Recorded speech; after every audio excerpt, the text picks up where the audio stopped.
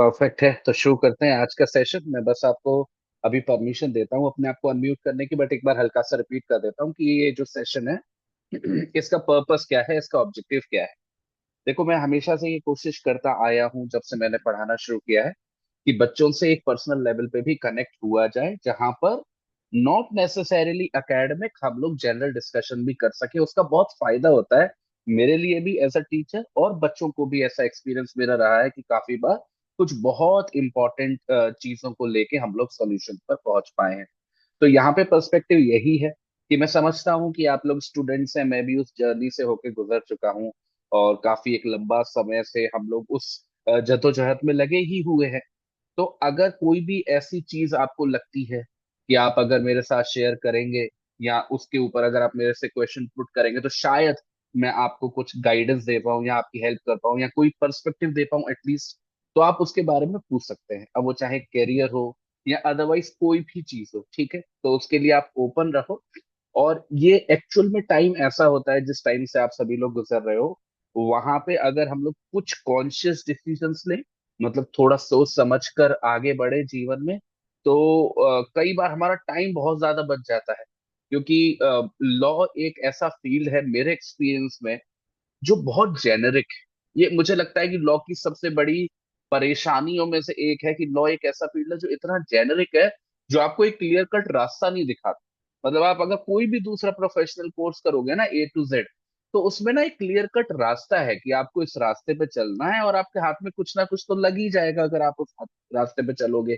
फिर वो आप कोई भी प्रोफेशनल कोर्स की एग्जाम्पल ले लो, लॉ एक ऐसा फील्ड है जिसमें वो अपना रास्ता आपको खुद ही बनाना, और वो जो डिसीजंस हैं, they actually play a very crucial role, जो आपकी शायद लाइफ बदल के रख सकते हैं। और उसका जो कांस्टेंट प्रेशर है ना कि हम लोग किस तरीके से या किस दिशा में आगे बढ़े, या कैसे किसी भी चीज की तरफ हम लोगों की अप्रोच होनी चाहिए, वो बहुत ही फंडामेंटल चीज है, जिसको लेके मैं भी अपनी करियर में बहुत परेशान रहा। और लगभग मेरे एक्सपीरियंस में हर एक बच्चा उस दौर से गुजरता ही। तो दैट इज द रीजन कि ये जो जनरल सेशंस है आपकी शायद कुछ हेल्प कर सके। और यहाँ पे ये भी कोशिश करेंगे कि जरूरत नहीं है कि आप सवाल पूछ रहे हैं या मैं ही जवाब दे रहा हूँ। कई बार ऐसा होता है कि व्हेन वी डिस्कस समथिंग, कोई दो पॉइंट्स को हम लोग एक दूसरे से टकराने की कोशिश करते हैं, तो कुछ तीसरी ही बात निकल के आ जाती है। तो that is also a possibility, ठीक है। तो इसी पॉइंट के साथ आज के सेशन को शुरू करते हैं। अगर किसी का कोई भी क्वेश्चन हो तो आप अपने चैट बॉक्स में भी पूछ सकते हो, या फिर माइक ऑन करके भी पूछ सकते हो। चैट बॉक्स भी मैंने खोला हुआ है, बट मैं आप प्रेफर करूंगा अगर आप लोग अपना माइक ऑन करके पूछोगे, क्योंकि जो कम्युनिकेशन है वो ज्यादा इफेक्टिव होती है, ज्यादा बेटर हो जाती है, ठीक है। बाकी आपकी मर्जी है, अगर आपको कोई भी दिक्कत परेशानी है तो आप चैट के माध्यम से भी पूछ सकते हैं, ठीक है। चलिए, ठीक है। अगर आपको किसी को भी कोई क्वेश्चन पूछना है तो आप सिंपली अपने आप को अनम्यूट करो और आप पूछ सकते हो। अदरवाइज चैट बॉक्स भी ओपन। बताइए, क्या दिक्कत है, क्या परेशानी है। Good evening sir. Very good evening. Sir वो आजकल जो चल रहा है रिसेंट सुप्रीम कोर्ट में जो जजमेंट थी 3 ईयर प्रैक्टिस पे को लेके, तो सर ये इससे सर हम लोगों की प्रिपरेशन पे इफेक्ट पड़ेगा? जैसे अगर प्रैक्टिस अलाउ हो गया, सुप्रीम कोर्ट ने अलाउ कर दिया, तो प्रैक्टिस के साथ साथ प्रिपरेशन बहुत टफ हो जाती है। क्योंकि मैंने प्रैक्टिस किया था कुछ, मतलब 2-3 महीने केवल लोकल कोर्ट में किया था यहाँ पे।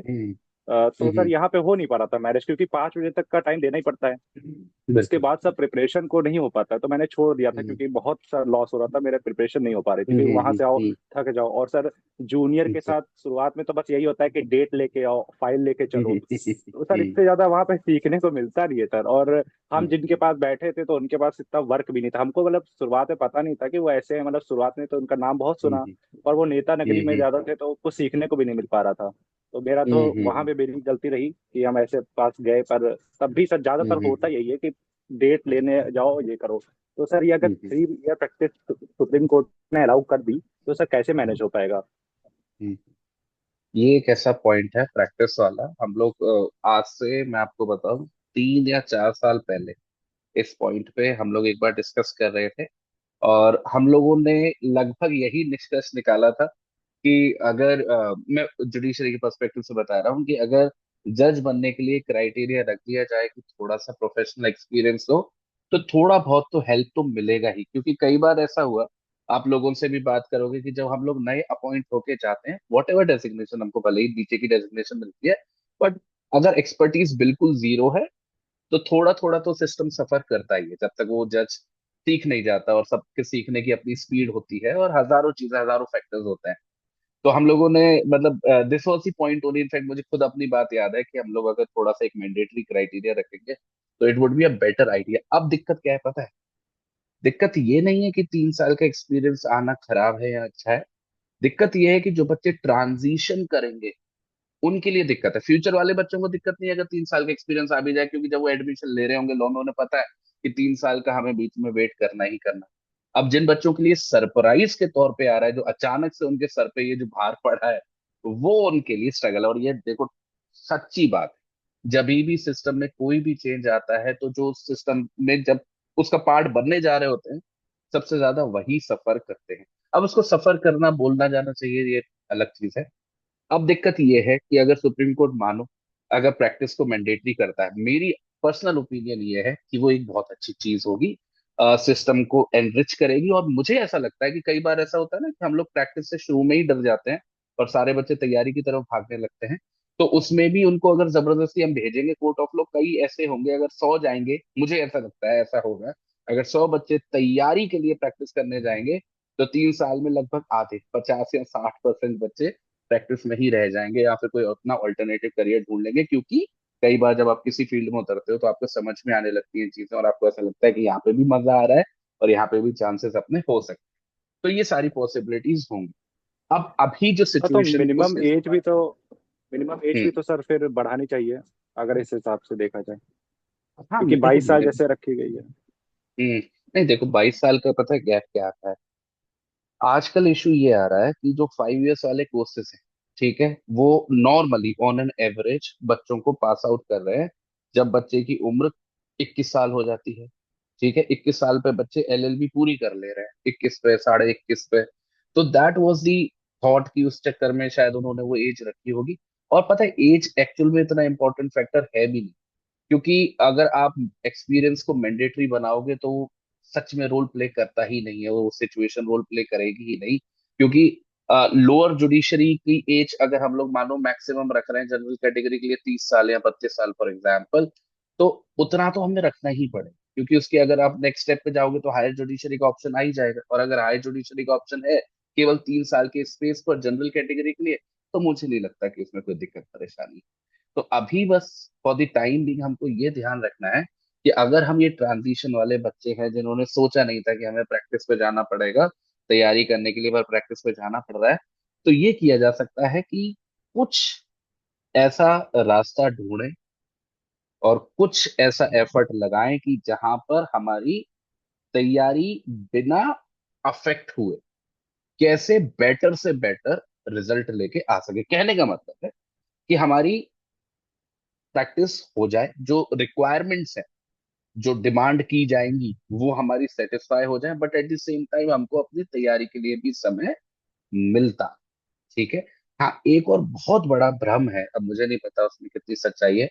मैंने काफी बार ऐसा देखा है कि कई ऐसे बच्चे हैं, जब ये सारी चीजें हुई भी नहीं थी, जो प्रैक्टिस करते हैं और प्रैक्टिस करने के साथ साथ तैयारी करते हैं, और पता नहीं वो इतना अच्छा बैलेंस रीच आउट कर देते हैं कि उनका मतलब सिलेक्शन भी हो जाता है। और इन दी एंड जब उनसे बात होती है तो उनका यही कहना होता है कि जो उनका एक्सपीरियंस रहा, जो उन्होंने लिटिगेशन में एक्वायर किया, उसने उनको हेल्प, स्पेशली इंटरव्यू की स्टेज पे, स्पेशली मेंस के स्टेज पे। क्योंकि वो तैयारी भी, वो जो आपकी प्रैक्टिस है वो भी तो आपको लॉ के इर्द गिर्द ही घुमारी। ये सारे फैक्टर्स बिल्कुल अलग हैं। जैसा आपने बताया कि पॉलिटिक्स की तरफ अगर किसी का रुझान था तो हम उसी में लगे रहे, ये तो आपको नहीं देंगी वो मतलब हेल्प। बट अदरवाइज अगर लॉ के आसपास रहोगे आप तो आपको हेल्प मिलेगी, नो डाउट मिलेगी। तो ज्यादा नेगेटिवली लेने की जरूरत नहीं है, पहले तो देखते हैं कि क्या होता है। अदरवाइज अगर इस डायरेक्शन में रहता भी है तो आप ये समझ के चलो कि आप अकेले नहीं हो, आप जैसे हजारों बच्चे, कोई ना कोई रास्ता तो निकल ही आएगा। ठीक है, आप ये मत सोचो कि मेरे को तो 12 घंटे कोर्ट में देने ही पड़ेंगे, उसके बारे बाद तैयारी करनी पड़ेगी। कुछ ऐसा कंसेंसस हो सकता है कि आप अगर वीक में 2 दिन भी कोर्ट चले जाओ तो भी काम बच जाएगी, और 2 दिन भी अगर जा रहे हो वीक में तो क्या कहते हैं 4-5 घंटा देकर भी काम बन सकता है। क्योंकि मुझे ऐसा लगता है प्रैक्टिस को वो काउंट करेंगे केस फाइलिंग के तौर, मतलब आप कितनी फाइलिंग कर रहे हो केसेस की। और अभी ऐसा है नहीं सिस्टम में, जब ये रूल बन जाएगा तो काफी सारे ऐसे बच्चे होंगे, तो जो सीनियर्स हैं या जो एडवोकेट्स हैं वो भी इस बात को समझेंगे कि वो ऐसे बच्चों को भी अपॉर्चुनिटी दे जो शायद अपना फुल टाइम नहीं दे सकते पर पार्ट टाइम बेसिस पे काम कर सकते। ये तो ये सही सब हो होगा। सकता है। नहीं, बिल्कुल होगा, 100% होगा, क्योंकि हम अकेले थोड़ी ना, कितने लाखों बच्चे हैं जो एक सी से गो थ्रू करने वाले okay sir, thank you sir. हैं। वेलकम। और किसी का कोई क्वेश्चन? एक क्वेश्चन आया, बीएसएस की बुक का नाम। देखो बुक मैं तो सजेस्ट करता नहीं हूँ, देखो कभी भी। मुझे नहीं लगता कि बुक पढ़ने से कुछ बहुत ज्यादा आप लोगों को फायदा होगा। अगर बुक पढ़नी है तो फिर मैं कहता हूँ कि वो कमेंट्री लेवल की बुक पढ़ो, पर वो अभी आपके लिए काम की नहीं है, क्योंकि आप अभी तैयारी के ही स्टेज पर हो अभी। इतना टाइम आप दे भी नहीं पाओगे इस चीज को समझने के लिए। मुझे नहीं लगता कि बुक वगैरह के चक्कर में पढ़ो, आपको बहुत ज्यादा टाइम वेस्ट करेगी। उससे बढ़िया है कि आप स्टेच्यूट को ही अच्छे से पढ़ो, अच्छे से समझो, जो चीज ना समझ में आए उसको पूछो, और केस लॉस का सपोर्ट लो। तो उसमें आपको कम मेहनत में ज्यादा बेटर रिजल्ट्स मिल पाएंगे। अदरवाइज बुक तो हजारों हैं, किसका नाम लें किसका ना लें, सब एक जैसी है, सब में एक ही बात लिखी हुई है, थोड़ा बहुत फर्क होता है। तो एक ये थोड़ा सा हैबिट भी लग जाती है। मेरे को भी बड़ी बुरी आदत थी अपने एलएलबी के टाइम पे कि बुक्स खरीदता था, मेरे पे बुक्स का भंडार हो गया था खरीदते खरीदते। बट इन दी एंड मैंने यही पाया कि लॉ एक ऐसा सब्जेक्ट है जिसमें अगर खुद से समझ लो तो ज्यादा बेहतर है किताब के चक्कर में पढ़ने के। किताब समय बहुत खा जाती है, उतने रिजल्ट नहीं देती। ठीक है। अगला है, sir I am student of LLB second year, what is the right approach to crack? कोई राइट अप्रोच नहीं है बेटा। There is no right approach, there is no fixed path. और मैं तो ये कहूंगा, अभी आप सेकंड ईयर में हो तो बस तैयारी को जल्दी से जल्दी शुरू कर दो, और थोड़ा बेसिक लेवल पर अपनी अंडरस्टैंडिंग को इम्प्रूव करो। चीजों को खत्म करने के बजाय, मतलब कई बार क्या होता है हमारा एटीट्यूड जब हम तैयारी कर रहे होते हैं, हम सब्जेक्ट्स को खत्म करने के पीछे पड़े होते हैं कि अरे मैंने तो आईपीसी खत्म कर लिया, अरे मैंने तो कॉन्ट्रैक्ट एक्ट खत्म कर लिया, अरे मैंने तो फलाना कॉन्स्टिट्यूशन खत्म कर लिया। दैट इज फाइन, आप खत्म करो, बट खत्म करने से ज्यादा इंपॉर्टेंट है कि आप एक सही अप्रोच रखकर उसकी जो अंडरस्टैंडिंग है, उसकी जो डेप्थ, उसमें जाने की कोशिश करो, जिसमें थोड़ा सा समय लगता है। ठीक है। तो सब्जेक्ट्स के साथ थोड़ा सा हम्बली पेश आओ, थोड़ा सा उनको टाइम दो, अपने आप को भी थोड़ा टाइम दो एडजस्ट करने के लिए। कोई रेस नहीं लग रही है, कोई ऐसा नहीं है कि जो सबसे जल्दी कर लेगा वो जीत जाएगा। इनफैक्ट यहाँ पे उल्टा है, आप जितना धीरे करोगे, आसानी से करोगे, समझते हुए करोगे, उतना बेटर परफॉर्मेंस के चांसेस होते हैं। क्योंकि देखो मैं आपको एक सिंपल सी बात, चैलेंज प्रीलिम्स निकालना है ही नहीं। हमें ऐसा लगता है कि प्रीलिम्स एग्जाम है, प्रीलिम्स एग्जाम है ही नहीं। प्रीलिम्स तो एक तरीका है बच्चों को शॉर्टलिस्ट करने। ठीक है। फोकस करो मेंस पर। और मेंस एक ऐसा एग्जाम है जहां पे भी आपको आंसर राइटिंग करनी है, मतलब अपने शब्दों में चीजें लिखनी है। वहां पे आपने क्या पढ़ा, कितना पढ़ा, कौन सी किताब से पढ़ा, कौन से नोट से पढ़ा, वो कुछ मैटर नहीं करता। इन दी एंड मैटर एक ही चीज करती है कि जो आपसे सवाल पूछा गया वो आपने लिखा या नहीं उसका आंसर। और अगर लिखा है तो कितने अच्छे से लिखा है, कितने बेटर अंडरस्टैंडिंग के साथ लिखा हुआ है। और वो पाने के लिए it's all that is necessary is कि किसी भी सब्जेक्ट की गहराई में जाया जाए, उसकी डेप्थ में जाया जाए, उसके केस लॉस की बातों को समझा जाए। तभी, जब एक अच्छी अंडरस्टैंडिंग होगी तभी आप एक अच्छा आंसर लिख पाओ। तो अपनी दो स्किल पे जरूर काम करो, सभी बच्चों के लिए मैं। और देखो बहुत छोटा सा फर्क होता है प्रैक्टिस में अच्छा करने में और जुडिशरी में अच्छा करने में, कोई बहुत ज्यादा डिफरेंस नहीं है। जब आप प्रैक्टिस में अच्छा करना चाहते हो तो आपको दो चीजें चाहिए होती हैं, लॉ की अच्छी अंडरस्टैंडिंग चाहिए होती है और ऑरेटरी स्किल चाहिए होती है, बोलने की स्किल चाहिए होती है। इसका थोड़ा सा पलट कर दो, जुडिशरी में आपको अच्छी अंडरस्टैंडिंग चाहिए और लिखने का स्किल चाहिए। ठीक है। तो वकालत के लिए जितनी ऑरेटरी इंपॉर्टेंट है, जुडिशरी क्रैक करने के लिए उतनी आपकी राइटिंग स्किल्स, क्योंकि आप कलम के माध्यम से बोलोगे। जुडिशरी के एग्जाम में इंटरव्यू का तो रोल है, पर बहुत इतना ज्यादा होता नहीं, और उसकी हम लोग तैयारी कर ही लेते हैं। मेन है मेंस का पंगा। तो आप ये मान के चलो कि अगर आपकी राइटिंग स्किल्स आप अच्छे से इंप्रूव कर लो, मतलब अपनी भाषा पे कमांड कर लो, आपका एक्सप्रेशन बहुत अच्छा हो जाए, मतलब जैसा आप सोचते हो उसे पेपर पर लिख पाओ, और साथ के साथ लॉ की एक डेप्थ, इन डेप्थ अंडरस्टैंडिंग हो जाए, तो मुझे नहीं लगता कि कोई भी ऐसा एग्जाम है जो आपको परेशान करेगा या आपको रोके। हाँ समय लग जाता है, समय लग सकता है, क्योंकि फॉर्म कब आ रहे हैं कब नहीं आ रहे, कितनी सीट्स आ रही हैं, फिर आपकी कैटेगरी मैटर करेगी। हाँ, ये सारी चीजें हैं जो आपको परेशान करेंगी, बट हो जाएगा। मतलब ये मान के चलो कहीं ना कहीं आप निकल ही जाओगे 100। ठीक है, तो इन दो चीजों पे जरूर फोकस करना, खासकर आंसर राइट।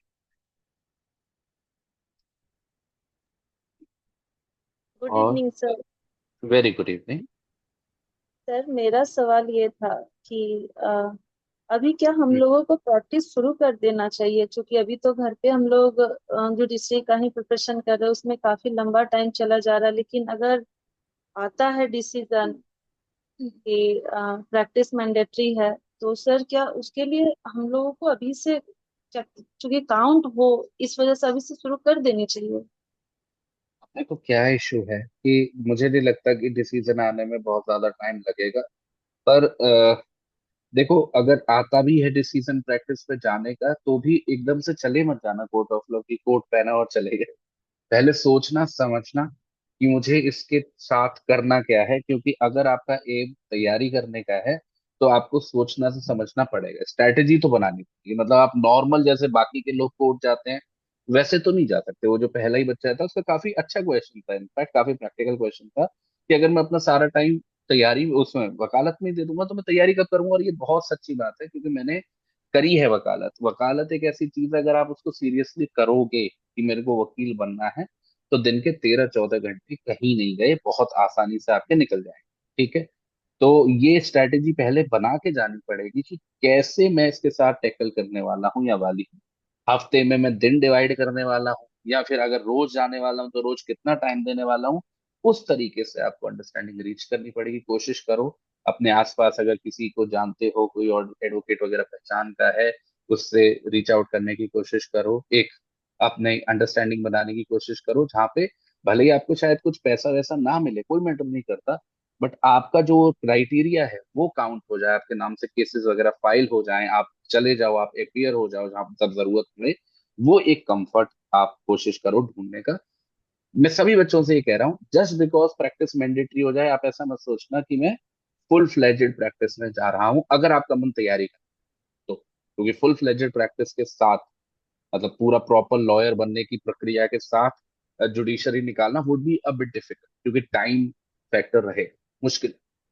सर उन स्टूडेंट्स के लिए जो जिनके ऊपर एक्स्ट्रा लाइबिलिटीज है, उसके साथ जो डिस्ट्रिक्ट का प्रिपरेशन करना प्लस में प्रैक्टिस करना, ये बहुत टफ हो रहा है अभी। जैसे नहीं सोचने देखो। से भी लगता है कि जो डिस्ट्रिक्ट के प्रिपरेशन के लिए टाइम नहीं मिल पाएगा। एक्स्ट्रा हम्म, लाइबिलिटी है सर हम जैसे स्टूडेंट्स पे। हम्म। देखो, मुझे ऐसा लगता है, अब पता नहीं सबका एक्सपीरियंस अलग हो सकता है, मेरा ये सोचना है कि प्रैक्टिस में पैसे तो मिलते हैं। टू बी वेरी फ्रैंक मैं आपको बता रहा हूँ कि अगर आप वो वाली प्रैक्टिस कर रहे हो जिसकी मैं बात कर रहा हूँ कि मैं कोर्ट जाऊंगी और किसी के यहाँ जूनियर लग जाऊंगी, कोई पैसे नहीं मिलते हैं, उससे कोई लाइबिलिटी सेटिस्फाई नहीं होती है। 10,000, 15,000, 20,000 में मुझे नहीं लगता कि कुछ किसी का कोई बहुत ज्यादा फायदा होगा लॉन्ग टर्म में। ठीक है, शॉर्ट टर्म में शायद हो जाए कि केवल अपना खर्चा निकालना या कुछ ऐसा है, क्योंकि ट्रेवलिंग एक्सपेंसेस इतने हो जाते हैं। जैसे दिल्ली की मैं अगर बात करूँ, तो अगर कोई किसी फर्स्ट ईयर सेकंड ईयर के बच्चे को अगर कोई 15,000 रुपए जेब दे ही रहा है, उसका सीनियर उतना, तो उसका ट्रेवलिंग एक्सपेंस होगा, उससे ज्यादा होगा मुझे लगता है। तो पैसे तो नहीं मिलने वाले मुझे लग रहा है प्रैक्टिस में जाने से भी। अगर आपके पास ये इशू है कि भाई मेरे को फाइनेंशियल लाइबिलिटी है, मैं तो सरवाइव ही कैसे करूंगा, तो मुझे लगता है कुछ ऑल्टरनेटिव पाथ ही ढूंढना पड़ेगा। या तो कोई लीगल फॉर्म वगैरह में जाना पड़ेगा, या फिर कुछ और दिमाग में लाना पड़ेगा, क्योंकि लिटिगेशन में इमीडिएट पैसा तो बिल्कुल है ही नहीं। मतलब बहुत बुरा हाल। Hi sir, good evening. Very good evening बेटा। सर मेरे को कुछ चीज़ डिस्कस करनी थी, लाइक हम्म, जैसे कि as per my as I am 41, और हम्म, मैंने लोअर जुडिशरी के एग्जाम्स ज़्यादा नहीं दे पाई थी, थोड़े बहुत। अभी आप ये समझ लीजिए कि मैंने 2 अटेम्प्ट दिए होंगे उसमें, हम्म, क्योंकि पैरालिसिस हो गया था, तो मैं अच्छी तरीके से नहीं उसमें फुल फ्लैश वर्क कर पाई। बट हम्म, जो मेरी एज है अब, उस हम्म, हिसाब से मैंने और मेरे सीनियर्स ने मुझे गाइड किया, हम्म, क्योंकि उन्होंने ये मुझे बोला कि अब आपको एडीजे के लिए प्रेफरेंस ज़्यादा देनी चाहिए, हम्म, ना कि लोअर जुडिशरी के लिए। और हम्म, अभी पता चला मुझे कि राजस्थान का लोअर जुडिशरी का भी एज लिमिट 45 है। तो हम्म, मुझे अभी तक पता ही नहीं था, मुझे लगा कि लास्ट अटेम्प्ट ही था मेरा जो अब की बार एग्जाम गया, उसके बाद अब हम्म, अटेम्प्ट ही नहीं है। बट अभी हम्म, मुझे पता चला तो मैंने उसके हिसाब से भी प्रिपरेशन स्टार्ट कर दी। हम्म, अभी क्या है कि क्योंकि एडीजे का जो सिलेबस है और लोअर जुडिशरी का जो सिलेबस है वो बहुत, मुझे देखने में लग रहा है कि बहुत अच्छा खासा टाइम मांगता है, और प्रिपरेशन का हम्म, माइंडसेट भी पूरी तरीके से डिफरेंट होना चाहिए। आपका हम्म, मेंटल लेवल डिफरेंट होना चाहिए। और क्योंकि हम्म, मैं प्रैक्टिसिंग लॉयर हूँ और मैं वर्क मतलब प्रैक्टिस भी करती हूँ, तो उस हिसाब से बहुत ज्यादा मतलब हौच पौच हो गया है, हम्म, कंफ्यूजन इतना ज्यादा हो गया है, क्योंकि कुछ समझ नहीं आ रहा है मेरे को कि मैं लोअर जुडिशरी हिसाब से पढूं या हायर जुडिशरी के हिसाब से पढूं।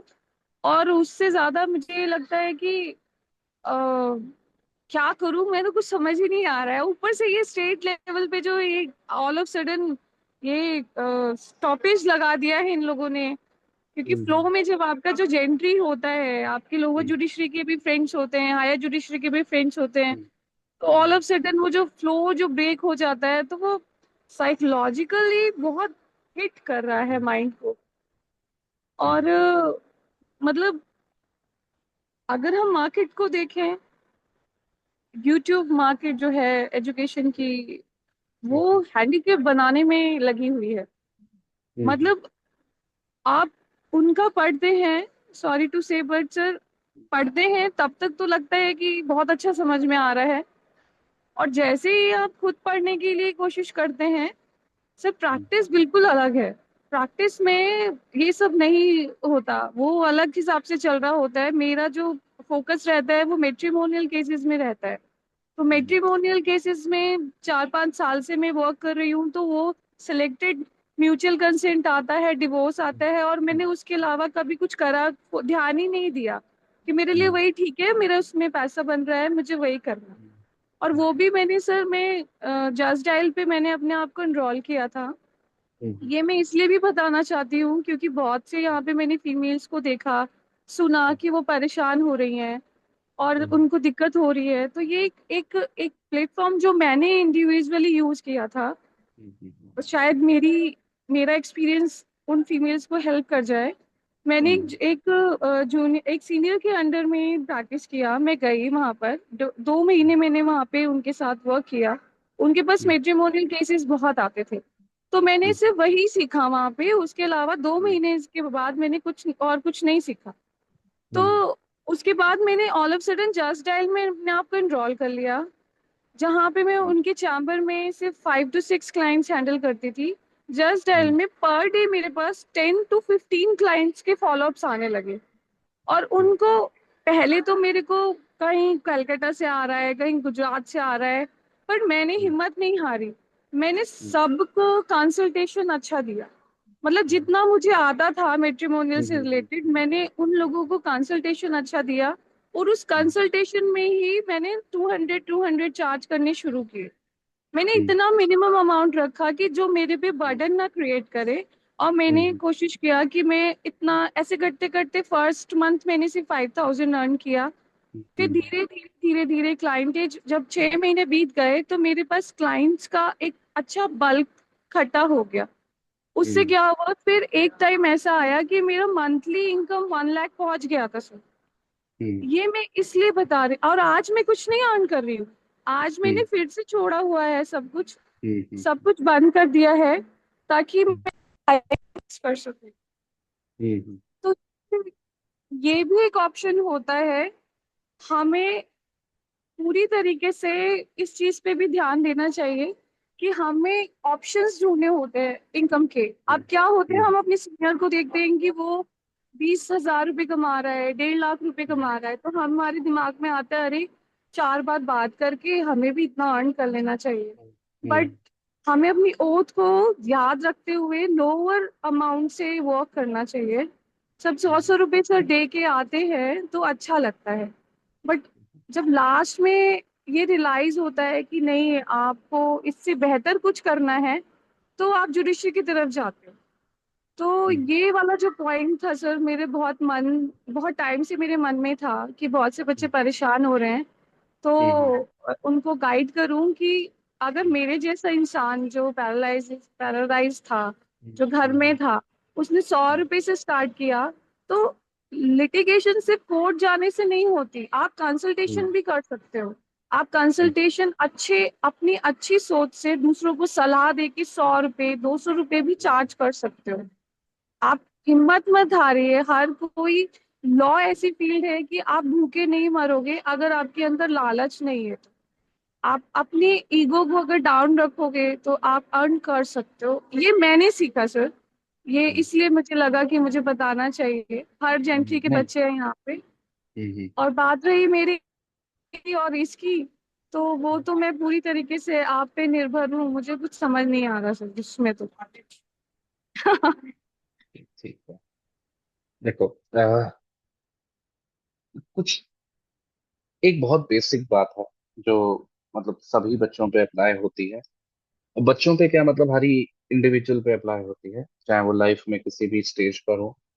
हमारा दिमाग जो है ना वो हमेशा कॉन्ट्ररी फैक्टर्स पे वर्क कर, तो उसको किसी एक पॉइंट पर फोकस रख के चलना बिकम्स वेरी डिफिकल्ट। जैसे फॉर एग्जांपल आप कुछ भी करो, A to Z आप कुछ भी चूज करो, चाहे आप जुडिशरी में जाना चूज करो, चाहे आप प्रैक्टिस करना शो चूज करो, चाहे आप लीगल फर्म में जाओ या कंपनी में चले जाओ, आप ये मान के चलो कि आपका दिमाग से बोलेगा ही बोलेगा कि आपने गलत डिसीजन लिया है और आपको कोई बेटर चीज करनी चाहिए। तो लिटिगेशन वाले को लगता है मैं जुडिशरी कर लेता, जुडिशरी वाले को लगता है कि मैं लिटिगेशन में ही चला जाता, फर्म वाला कहता है मैं कॉर्पोरेट में चला जाता, कॉर्पोरेट वाला कहता है कि मैं प्रैक्टिस में ट्राई कर लेता। तो दैट हैपेंस, ठीक है। अब एक पॉइंट इसमें यहाँ पे समझ, हमारे पास टाइम बहुत लिमिटेड होता है। हमें लगता है कि हम लोग अभी 20-22 साल के हैं और हमारे पास बहुत टाइम है डिसाइड करने के लिए, but let me tell you, और मैं अपने पर्सनल एक्सपीरियंस से आपको बता रहा हूँ, एक एक साल, एक एक महीना, एक एक दिन मैटर्स अ लॉट। तो आप कोई भी फैसला लो, बीट मैं कह नहीं रहा आपसे कि आप ये वाला फैसला लो कि आप तैयारी कर लो या फिर आप प्रैक्टिस में चले जाओ या ये अच्छा है या खराब है, आप जज कर ही नहीं सकते। But I am just telling you, इनमें से कोई भी ऑप्शन, पहला पॉइंट, आसान नहीं है। दूसरा, once you get into it और आपका मन है, ठीक है, तो उसमें थोड़ा सा स्टिक रहना। क्योंकि क्या होता है, हम किसी चीज को कर रहे होते हैं तो इन दी प्रोसेस उससे हेट भी होती है। मैं आपको बता रहा हूँ, जैसे मुझको पढ़ाना बहुत पसंद है और हमेशा से रहा है, बट देयर आर टाइम्स जब मुझे सबसे ज्यादा नफरत होती है केवल पढ़ाने से। कई बार ऐसा मेरे एक्सपीरियंस में होता है कि मुझे लगता है कि पढ़ाना तो मैं बिल्कुल छोड़ ही दूं, बिल्कुल बंद कर दूं, ये कर लूंगा मैं, वो कर लूंगा, there are thousands of option जब आप आगे बढ़ते हो। नाउ द पॉइंट इज कि चाहे अच्छा समय हो, चाहे खराब समय हो, चाहे दिमाग कितना भी अनस्टेबल हो, फेलियर सफर कर रहा हो, स्टिक टू वन बहुत जरूरी है। बी इट प्रैक्टिस, कितना भी स्ट्रगल आए, आप अगर प्रैक्टिस में घुस गए और आपको लग रहा है कि मजा आता है मेरे को, मतलब वीक के 5 दिन में मेरे को 4 दिन अच्छा लगता है, 3 दिन अच्छा लगता है, स्टिक टू। पैसे नहीं मिल रहे कोई बात, स्टिक टू, थोड़ा सा स्ट्रगल कर लो। अगर वो चीज करना आपको अच्छा लग रहा है, मतलब मैं क्या कहने की कोशिश कर रहा हूँ, focus on the work that you do. जैसे फॉर एग्जाम्पल, अगर आपको पढ़ाना अच्छा लग रहा है और भले ही अभी आपके करियर में स्ट्रगल आ रहा है, आपको पढ़ाने के मौके नहीं मिल रहे, सैलरी अच्छी नहीं मिल रही, स्टिक टू। एक टाइम आएगा मिलने लगेगी अगर आप उस पर स्टिक कर। अगर आपको पढ़ना अच्छा लग रहा है, घर में बैठे हो, तैयारी कर रहे हो, टारगेट्स पूरे कर रहे हो, एंजॉय कर रहे हो, कोई दिक्कत नहीं है पढ़ने में, ऐसा नहीं है ऐसा लग रहा है यार ये क्या जिंदगी है, मेरे को क्यों पढ़ना पड़ रहा है इतना, तो छोड़ दो। बट अगर पढ़ने में मजा आ रहा है तो पढ़ो। अगर नहीं हो रहा सिलेक्शन, थोड़ा समय बर्बाद हो गया है, कोई बात, लेट इट बी, पर ट्राई करो जब तक कर सकते। Same goes with practice. अगर कोर्ट जाना अच्छा लगता है, फाइल पढ़ना अच्छा लगता है, कोर्ट में बोलना, जैसा आपके सामने क्लाइंट डील करना अच्छा लगता है, स्टिक टू। ठीक है, थोड़ा समय देना पड़ेगा। कई लोग ऐसे हैं जिनको कॉर्पोरेट लाइफ बहुत पसंद है, इलीट लाइफ बहुत अच्छी है, गाड़ी से जा रहे हैं, अच्छे दोस्त हैं, पार्टी हो रही है फ्राइडे को, फिर लाइकिंग इट। स्ट्रगल्स आएंगे, कभी बॉस खड़ूस मिल जाएगा, कभी नौकरी छूट जाएगी, हजारों चीजें होंगी, स्टिक टू इट। कहने का मतलब ये है, लाइफ बहुत छोटी सी है और बहुत स्पीड पे भागती है। मैं आपको बता नहीं सकता, आज आपको लगता होगा कि सर देखो कितने बड़े हैं, सर देखो 32 साल के हैं, ये है वो है, इतना टाइम हो गया। आप अगर मेरे से पूछोगे, मुझे लगता है कल की बात, लिटरली मैं कल ही तो कॉलेज जाता था। ऐसा मेरे को फील होता है अंदर से, मेरे को पता ही नहीं चला इन बिटवीन 7-8 साल कहाँ चले गए, रियलाइज होता ही नहीं है। और इन 7-8 सालों में मैं कितनी बार पाला बदला। कभी मैं प्रैक्टिस पे चला गया, कभी मैंने तैयारी नहीं की, बट हाँ कभी प्रैक्टिस में चला गया, कभी पीएचडी करने लगा, कभी किसी और चीज में घुस गया। तो all of this do matter in the long run. अगर किसी एक चीज पे स्टिक करोगे, थोड़ा सा विश्वास रखोगे, थोड़ा सा पेशेंस, देखो सबसे important, nothing matters, what matters is patience. आप किसी चीज पे तब स्टिक कर सकते हो जब आपका बिल्कुल भी मन नहीं है स्टिक करने, जब गुस्सा आ रही है, नफरत हो रही है, कोट फाड़ देने का मन हो रहा है, किताब फाड़ देने की मन हो रहा है, तब अगर आप स्टिक कर गए, और ऐसा बार बार हो, पर अगर आप कर गए तो आप पहुंच जाओ। कई ऐसे बच्चे हैं, कई ऐसे लोग हैं मैंने देखा है, जिंदगी भर स्टिक नहीं रहा, कभी कुछ, कभी कुछ, कभी कुछ, और वो बहुत अच्छे थे, they were very talented people, but वो कुछ भी नहीं कर पाए बिकॉज उनका जो एफर्ट रहा, उनका जो टैलेंट रहा, वो हमेशा बटा हुआ है। कुछ समय इस पे दे दिया, कुछ समय उस पे दे दिया, कुछ समय इस पे दे दिया, तो दैट नेवर टर्न्स। ठीक है, तो हमेशा try to stick to things. ठीक है, थोड़ा एक्सप्लोर कर लो शुरू में, 2 महीने कोड घुमाए, 2 महीने तैयारी करके दे दिए, that that is, but after a point of time you must stick. ये पहला। और ये सबके साथ होता है, आपके साथ अकेले नहीं हो कि आपके साथ हो रहा है। दूसरा पॉइंट जो बहुत इंपॉर्टेंट है, देखो जब भी आप किसी प्रोफेशन के लिए जाओ, बीट एनी प्रोफेशन, आप जज बनने जा रहे हो, आप लॉयर बनने जा रहे हो, आप टीचर बनने जा रहे हो, हमेशा बिल्कुल बेसिक से शुरू करो। ठीक है, बिल्कुल बेसिक से शुरू करो। चाहे आप कितने भी बड़े 30 मार्क, हाँ अपने आप को समझते हो, आपको लगता है मैं बहुत ज्यादा इंटेलिजेंट हूँ, मैं ये हूँ, start from the very basic. क्योंकि वो जो बेसिक जर्नी है वो आपको सिखाती बहुत कुछ। ठीक है, वो एक लर्निंग प्रोसेस है आपके लिए, जो आपको आगे लेके जाएगा इन दी लॉन्ग रन। पर एक बात मैं आप लोगों को जरूर बोलूंगा, देखो जब भी आप कोई प्रोफेशन फॉलो करते हो ना, तो आपके ऊपर एक जिम्मेदारी होती है, और वो जिम्मेदारी केवल अपना घर चलाने की या पैसे कमाने की नहीं होती है। जैसे फॉर एग्जाम्पल, व्हेन आई से कि मैं एक टीचर हूँ, व्हेन आई से कि मैं एक एडवोकेट, ठीक है, तो it brings a lot of responsibilities towards that person जो मेरे से इंटरेक्ट कर रहा है। अब कोई बच्चा अगर मेरे पास आ रहा है और मैं उसको पढ़ा रहा हूँ, तो मेरी रिस्पॉन्सिबिलिटी भी केवल पैसा कमाने की नहीं, उससे फीस लेने की नहीं। मेरी रिस्पॉन्सिबिलिटी उससे कई ज्यादा इस बात की है कि वो जिस एक्सपेक्टेशन से आया है वो एक्सपेक्टेशन पूरी हो, मतलब एटलीस्ट जो मैंने उसको प्रॉमिस किया है, मैं उसको वो डिलीवर करूँ। Same goes with advocacy also.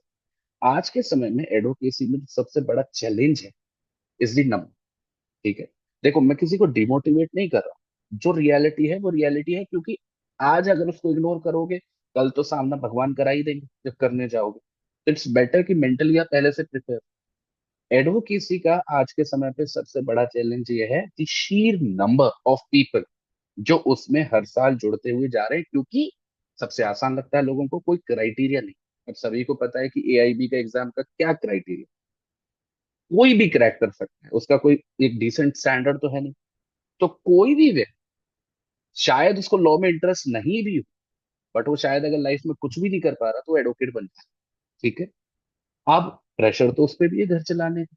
तो क्या हुआ है, भीड़ इतनी है जिसमें ये पता लगा पाना कि कौन सच में पैशनेट है, कौन सच में टैलेंटेड है, और कौन बस आ गया है पैसे कमाने के लिए, इट बिकम्स वेरी डिफिकल्ट।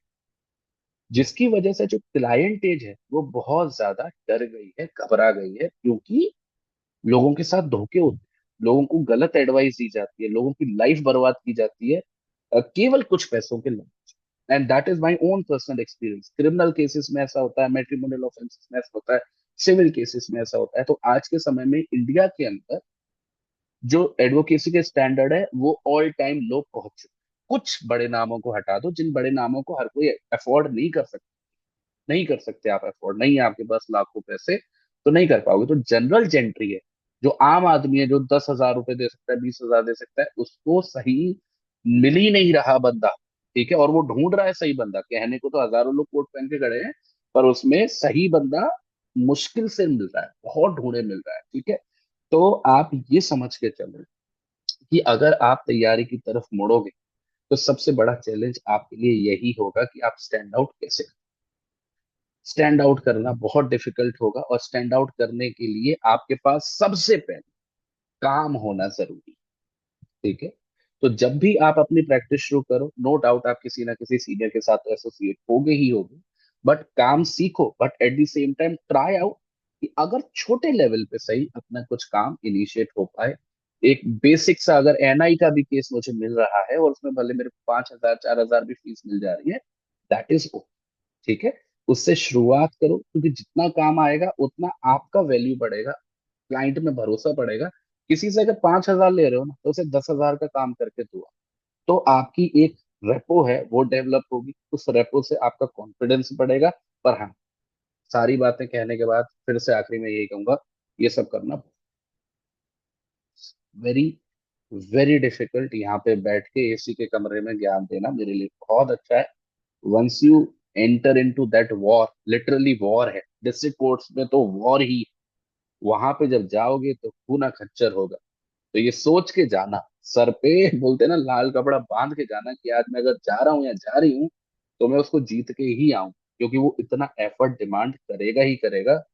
ऐसे लाखों लोग जो जाते हैं जोश में, 1 साल 2 साल 3 साल 4 साल टाइम पास करते हैं, and after a point of time उन्हें रियलाइज बहुत जल्दी हो जाता है कि उनकी नकल यहाँ पे नहीं चल पाएगी। तो ये मत करो, ठीक है? या तो फिर जाओ ही मत, या तो फिर 2 दिन में ही बैठ जाओ घर पे कि मेरे बस की बात नहीं, let's do something else. But अगर जा रहे हो, स्टे कर रहे हो, स्टिक टू, वही वाली बात, स्टिक टू इट, क्योंकि it's not going to be, it's going to be very very difficult. भागना पड़ेगा, ईगो खत्म करनी पड़ेगी, अपनी वैल्यू बिल्कुल जीरो करनी पड़ेगी, तब जाके हाथ में कुछ लगे। तो ये सब के लिए आप लोग तैयार हो जाओ, इफ यू आर वांटिंग कि हाँ मैं लिटिगेशन में जाऊं और लिटिगेशन में अपना नाम बने। और ये तब है जब आपका कोई बैकअप नहीं है, आपके पापा या आपके कोई रिलेटिव लॉयर एंड जज वगैरह नहीं है, तो जो मुझे लगता है मेजोरिटी ऑफ बच्चों के साथ होगा ऐसा। ठीक है, बाकी तैयारी में फायदा क्या है? कई बार मेरे से बच्चे पूछते हैं, सर तैयारी करें कि प्रैक्टिस करें? और मेरा दिल कह रहा होता है कि एक बार तैयारी में कोशिश कर लो। पता है क्यों? अगर सिलेक्शन हो गया तो आपकी एक बेसिक लाइफ तो सिक्योर हो। और ये सच, कोई उसे झुठला नहीं सकता दुनिया का बंदा। अगर कोई बच्चा है जिसका सिलेक्शन हो गया, मैं तो कह रहा हूँ जुडिशरी का, एपी वगैरह, किसी कोई भी सरकारी नौकरी अगर हाथ में लग गई है, तो जो झेलना पड़ेगा बाकी के लोगों को जाके, वो उसे नहीं झेलना पड़ेगा। कम से कम उसके हाथ में इतना पैसा आ जाएगा कि वो अपना और अपने परिवार को पाल लेगा। तो इसलिए मेरा झुकाव रहता है कि अगर ऐसा पागलपन नहीं है कि लिटिगेशन ही करना है दुनिया में और कुछ नहीं करना, तो एटलीस्ट एक बार तैयारी कर लो, थोड़े समय के लिए कर लो। क्या पता भगवान ने लिखा हो कि सिलेक्शन हो जाए, क्या पता हो ही जाए, होता ही है, हजारों बच्चों का होता ही है हर साल। तो वही है, तो ये सारी चीजें बेटा सोच कर समझ कर आगे बढ़ना। और मैं तो यहाँ तक कहता हूँ अपने बच्चों को, अगर लॉ किया है तो कभी ये मत सोचना कि अगर मेरे को हर जगह फेलियर मिल रहा है तो लॉ पे स्टिक भी कर। आई एम टेलिंग यू, मैं अपने पर्सनल एक्सपीरियंस से बता रहा हूँ।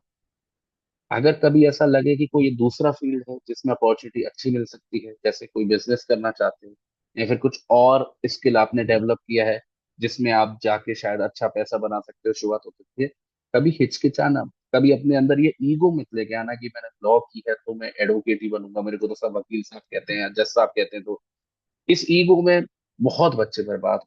तो अगर कहीं पे अपॉर्चुनिटी मिले तो शायद गो फॉर इट, क्योंकि इन दी एंड यार हमको लाइफ भी तो जीनी है। The entire life can not be about career only. केवल करियर के बारे में पूरा जीवन नहीं हो सकता। Career is a very very small part. Career क्या है? करियर पैसा कमाने का एक तरीका है, उससे ज्यादा तो कुछ है नहीं ना।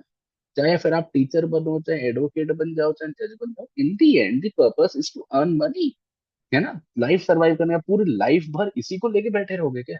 और लाइफ का बेस्ट पार्ट है ये ट्वेंटीज, ये thirties, early 40s, these are the best part of life, जहाँ पे आपकी फैमिली ग्रो होगी, आपका बच्चा होगा, आप मतलब आपके शरीर अपने प्राइम पे होगा। क्योंकि फिर तो आप बुढ़े हो गए, फिर तो आप कुछ भी कर लो, कुछ नहीं होने वाला। तो जल्दी से जल्दी इसको सॉर्ट आउट करो, एक अपना स्टेबल सोर्स ऑफ इनकम बनाओ। और देखो, इस पॉइंट पे भी मैं आप लोगों को बताऊं, आज ये सोशल मीडिया है, दुनिया भर के इन्फ्लुएंसेस हैं, आसपास के लोग हैं जो ऐसी भावना को पुश करते हैं कि सक्सेसफुल तब तक नहीं हो जब तक आपके पास बहुत ज्यादा पैसा नहीं है, बहुत ज्यादा पावर नहीं है। मैं आपको बोल रहा हूँ ये सब बेवकूफी है, इन सब के चक्कर में बिल्कुल मत। ठीक है, किसी से कॉम्पीट मत करना। ठीक है, और कोई बहुत बड़े एस्पिरेशंस मत रखो। इसके लिए काफी लोग वो होगा थोड़ा सा कि सर एस्पिरेशंस भी नहीं रखे, रखना है रख लो, पर उसे दिल में मत, मन में मत बिठाओ, क्योंकि जो भी हम टारगेट अपने लिए सेट करते हैं ना, टारगेट सेट करना बहुत अच्छी बात है, बट तब तक जब तक उनकी सच में जरूरत है। हमारा दिमाग इस तरीके से काम करता है कि हमने एक टारगेट अचीव कर लिया तो दिमाग उससे पहले दूसरा टारगेट बना, दूसरा टारगेट अचीव कर लिया तो तीसरा टारगेट पहले से ही तैयार है, जो पहले वाले से दुगना है या तिगना है। ये अप्रोच से आप जीवन में कभी खुश नहीं, कभी सेटिस्फाइड नहीं फील कर सकते। At a point of time अपने आप को ये समझाना है कि हाँ मैंने इतना कर लिया है, अब let me enjoy the life. ठीक है, लाइफ को भी एंजॉय करना, केवल ऐसा ही नहीं भागते भागते मर जाओ, आखिरी में कुछ कोई फायदा नहीं, कोई फायदा नहीं होता। सबसे इम्पोर्टेंट है कि हम आए हैं, अगर जिंदा है, पैदा हुए हैं इस दुनिया में, तो उसके जो सारे अलग अलग फ्लेवर्स हैं सबको एंजॉय करके जाए, केवल एक में ही अटके ना रह जाए लाइफ में। तो वर्क लाइफ बैलेंस भी बहुत इंपॉर्टेंट है। क्या कहते हैं, एस्पिरेशंस को लिमिट रखना भी बहुत इंपॉर्टेंट है। बस एक एजेंडा, मुझे कितना अमाउंट लगेगा मेरे खुद के सर्वाइवल के लिए और मेरी आगे होने वाली या अभी जो एग्जिस्टिंग फैमिली है उसके सर्वाइवल, उसका प्लान। अगर घर नहीं है तो घर लाए, अगर घर है तो बस इनकम मंथली चल जाए अपना बढ़िया, एक अच्छा सा बैकअप हो जाए, कल को बच्चा पैदा होगा तो उसे अच्छे से स्कूल भेज पाए। लिमिट योर सेल्फ, तो क्या होगा, मजा है, भागोगे नहीं अंधों की तरह। बाकी का जो टाइम बचे फैमिली के साथ गुजारो, दोस्तों के साथ गुजारो, खुश रहो, अपने लिए अपने साथ गुजारो। That would be a balance life जो आपको। पूरे दिन कोर्ट में बैठे रहोगे, भले ही कितने भी बड़े एडवोकेट बन जाए, भले ही कितने भी बड़े जज बन जाओ, खुश नहीं रह पाओगे। खुश रहना बहुत जरूरी है, and that should be the objective, that should be purpose. Ultimate purpose कभी जज बनना नहीं। आपका लाइफ गोल क्या है, जज बनना। आपका लाइफ गोल क्या है, बड़ा एडवोकेट बनना। आपका लाइफ गोल क्या है, बहुत सक्सेसफुल आदमी होना, डिफेंडर खरीदना, डिफेंडर आई है ना नई गाड़ी, फरारी खरीदना, सब बेकार की चीज। ठीक है, कुछ नहीं होता फरारी खरीदने से, कुछ नहीं होता कुछ भी खरीद लेने से। लाइफ गोल शुड बी कि मैं खुश रहूं, मेरा परिवार खुश रहे, हम लोग अच्छे पल गुजार पाए एक दूसरे के साथ, और वो तभी हो पाएगा when you have stable income. ठीक है, स्टेबल इनकम ढूंढो कि कहाँ से मुझे हर महीना इतना पैसा आ जाए जो मेरे लिए जरूरी है, मेरे परिवार के लिए जरूरी है, जो मेरी बेसिक जरूरतों को पूरा करे, और हम एक अच्छी डिसेंट लाइफ जी पाए। भले ही हम पे फरारी ना हो, पर हमें साइकिल से भी घूमना है। तो इसके बीच में इन बिटवीन एक बैलेंस करने की कोशिश करो अपने स्टैंडर्ड्स के हिसाब से। बहुत ज्यादा भागा दौड़ी करनी नहीं है। कोशिश करो कि बाई द टाइम आप थर्टीज पहुंचो, एक स्टेबिलिटी लाइफ में आ जाए, चाहे वो किसी भी तरीके से, पर आ जाए। ठीक है, बहुत लंबा हो गया ना। चल, और एक दो क्वेश्चन चैट से ले लेता हूँ। मैंने कितनी बार बेयरक्स पढ़ा है अभी तक पता नहीं बेटा, आई लॉस्ट द काउंट, पर मेरे को बेयरक्स पढ़ना बहुत अच्छा लगता है, तो आप भी कोशिश करो। ठीक है, जितनी ज्यादा बार रिवाइज करोगे उतना अच्छा है। रिवीजन किस चीज से करें, बेयरक्स से करें, सबसे बढ़िया सोर्स बेयरक्स से, और अपने नोट्स से जो नोट्स बनाते हो आप। Very good evening. Semester plus judiciary कैसे मैनेज करें, टाइम डिवाइड करके। ठीक है, जैसे सेमेस्टर के अगर आप रोज भी 1 घंटा या 2 घंटा बैठोगे केवल सेमेस्टर के सब्जेक्ट्स के लिए काफी है। बाकी के जो आपका 3-4 घंटे हैं वो जुडिशरी को देते रहो। टाइम डिवाइड कर लो, टाइम टेबल में लिख लो, सेमेस्टर का 1 घंटा 2 घंटा, जुडिशरी का 4 घंटा, इस तरीके। Good evening sir, I am a student of LLB first year. Syllabus से स्टार्टिंग फेज में तो सेक्शन वाइज सब्जेक्ट ठीक लगता है, पर आप जैसे जैसे सिलेबस बढ़ रहा है अब सेक्शन वाइज चीजों को याद रखना मुश्किल हो रहा है। तो चाहे स्पीड स्लो हो जाए या तरीका फॉलो करें जिससे अंडरस्टैंडिंग लेवल पहले सब्जेक्ट को रिवीजन के थ्रू सेक्शन याद हो जाए। समझ याद करना क्यों है, मुझे एक बात नहीं समझ में आती। तो ये सभी बच्चों के लिए, आप किसी भी चीज को याद करने में लग क्यों जाते हो। अच्छा एक बात बताओ, जब आप साइकिल चलाते हो तो आपको साइकिल चलाना याद रखना पड़ता है। आप बताओ, खुद सोच के बताओ। या कुछ भी एक्स वाई जी चीज करते हो तो आपको याद रखना पड़ता है, कि वो तो अपने आप हो जाती है बिना याद करे, है कि नहीं। क्यों हो जाती है, क्योंकि वो चीज आपको समझ में आ गई है। It has become a part of your understanding. जैसे मैं हूं, मुझे नहीं याद रखना पड़ता। अब आप सोचोगे सर आपने तो इतनी बार पढ़ लिया इसलिए नहीं याद रखा। नहीं नहीं, ऐसा नहीं। ऐसा हो सकता है कि मैं सेक्शन नंबर भूल जाऊं और सेक्शन नंबर मुझे रटने पड़े, वो आज भी रखता रहता, but the content of any particular section तो मैं समझ सकता हूँ। ठीक है, और अगर मुझे याद रखना पड़ रहा है तो फिर मैंने समझा नहीं। और अगर समझा है और उसे मैंने sufficient number of time revise किया है, तो कोई दिक्कत नहीं आएगी। अभी आपकी शुरुआत है तो आपके दिमाग में बहुत ज्यादा एक्साइटमेंट है, और ये अच्छी भी बात है, शुरू में एक्साइटमेंट होनी चाहिए। But over a period of time bar bar approach बदलने से, या बार बार किताबें बदलने से, बार बार नोट्स बदल देने से, बार बार टीचर बदलने से कुछ नहीं बदलता। अंततः सत्य यही है, कानून में बेयर एक्ट ही है। ठीक है, कानून में बेयर एक्ट ही है, बेयर एक्ट से पीछा नहीं छूट सकता। ये बात पहले ही दिन मान लो और उससे दोस्ती कर लो। और अब बेयर एक्ट बनाया ही सरकार ने सेक्शन वाइज है, मैं क्या टॉपिक वाइज तो कॉलेज वालों ने या टीचर वालों ने उसको डिवाइड किया है ना सेगमेंटेशन। वरना बेयर एक्ट तो आप कोई भी पढ़ो, उसमें सेक्शन वाइज है, चैप्टराइजेशन किया हुआ है ज्यादा से ज्यादा। तो क्यों ना हम ऑथेंटिक सोर्स को ही समझ लें, वो तो हमारे काम आएगी फिर, चाहे हम तैयारी करें, चाहे हम प्रैक्टिस करें, चाहे कुछ भी करें, A to Z कानून हमें समझ में आने। तो देखो, मेरी भी आप कभी भी टेस्ट देखोगे ना, या कभी भी आप से कभी मुलाकात होगी, आप देखोगे कुछ नहीं रखता, कुछ नहीं। कभी मैं बहुत ज्यादा किसी चीज को भाव देता ही नहीं। कमेंट्री की भी मैं बात कर रहा था, पता है कमेंट्री की क्यों बोला? क्योंकि कमेंट्री भी आप कभी पढ़ोगे, that is also nothing but the interpretation of the section only. अपना ज्ञान नहीं लिखते, वो वही लिखते हैं जो सेक्शन की interpretation over a period of time अलग अलग जजमेंट्स में की गई। तो वही सबसे ऑथेंटिक सोर्स है, हमें उसी को stick। ठीक है सर, आपसे परिणाम बात करना। आप पढ़ते हो तो कभी किसी से सुना? ऐसा नहीं है बेटा, देखो, टीचर का एक बहुत लिमिटेड रोल होता है। एक बात समझना, टीचर स्टूडेंट के रिलेशनशिप को समझना बहुत जरूरी है। एक बहुत बड़ी चीज है जिससे, सच बता रहा हूँ मैं आप लोगों को, आप लोग अपनी पर्सनल चीजें शेयर करते हो मेरे साथ, मैं भी अपनी पर्सनल चीजें शेयर। मेरे को पता नहीं, एक बहुत बड़ा इशू है इस बात से, कि जब भी हम लोग एजुकेशन या फिर ये जो रिलेशनशिप है टीचर और स्टूडेंट का, इसको हम क्वांटिफाई करते हैं मनी के टर्म्स। मेरे को बहुत दिक्कत है इस बात से, बहुत ज्यादा प्रॉब्लम। ठीक है, और इसकी वजह से मैंने काफी हार्श डिसीजन भी लिए हैं लाइफ के अंदर। ठीक है, ऐसा मैं क्यों बोल रहा हूँ? देखो, पैसा सबकी जरूरत।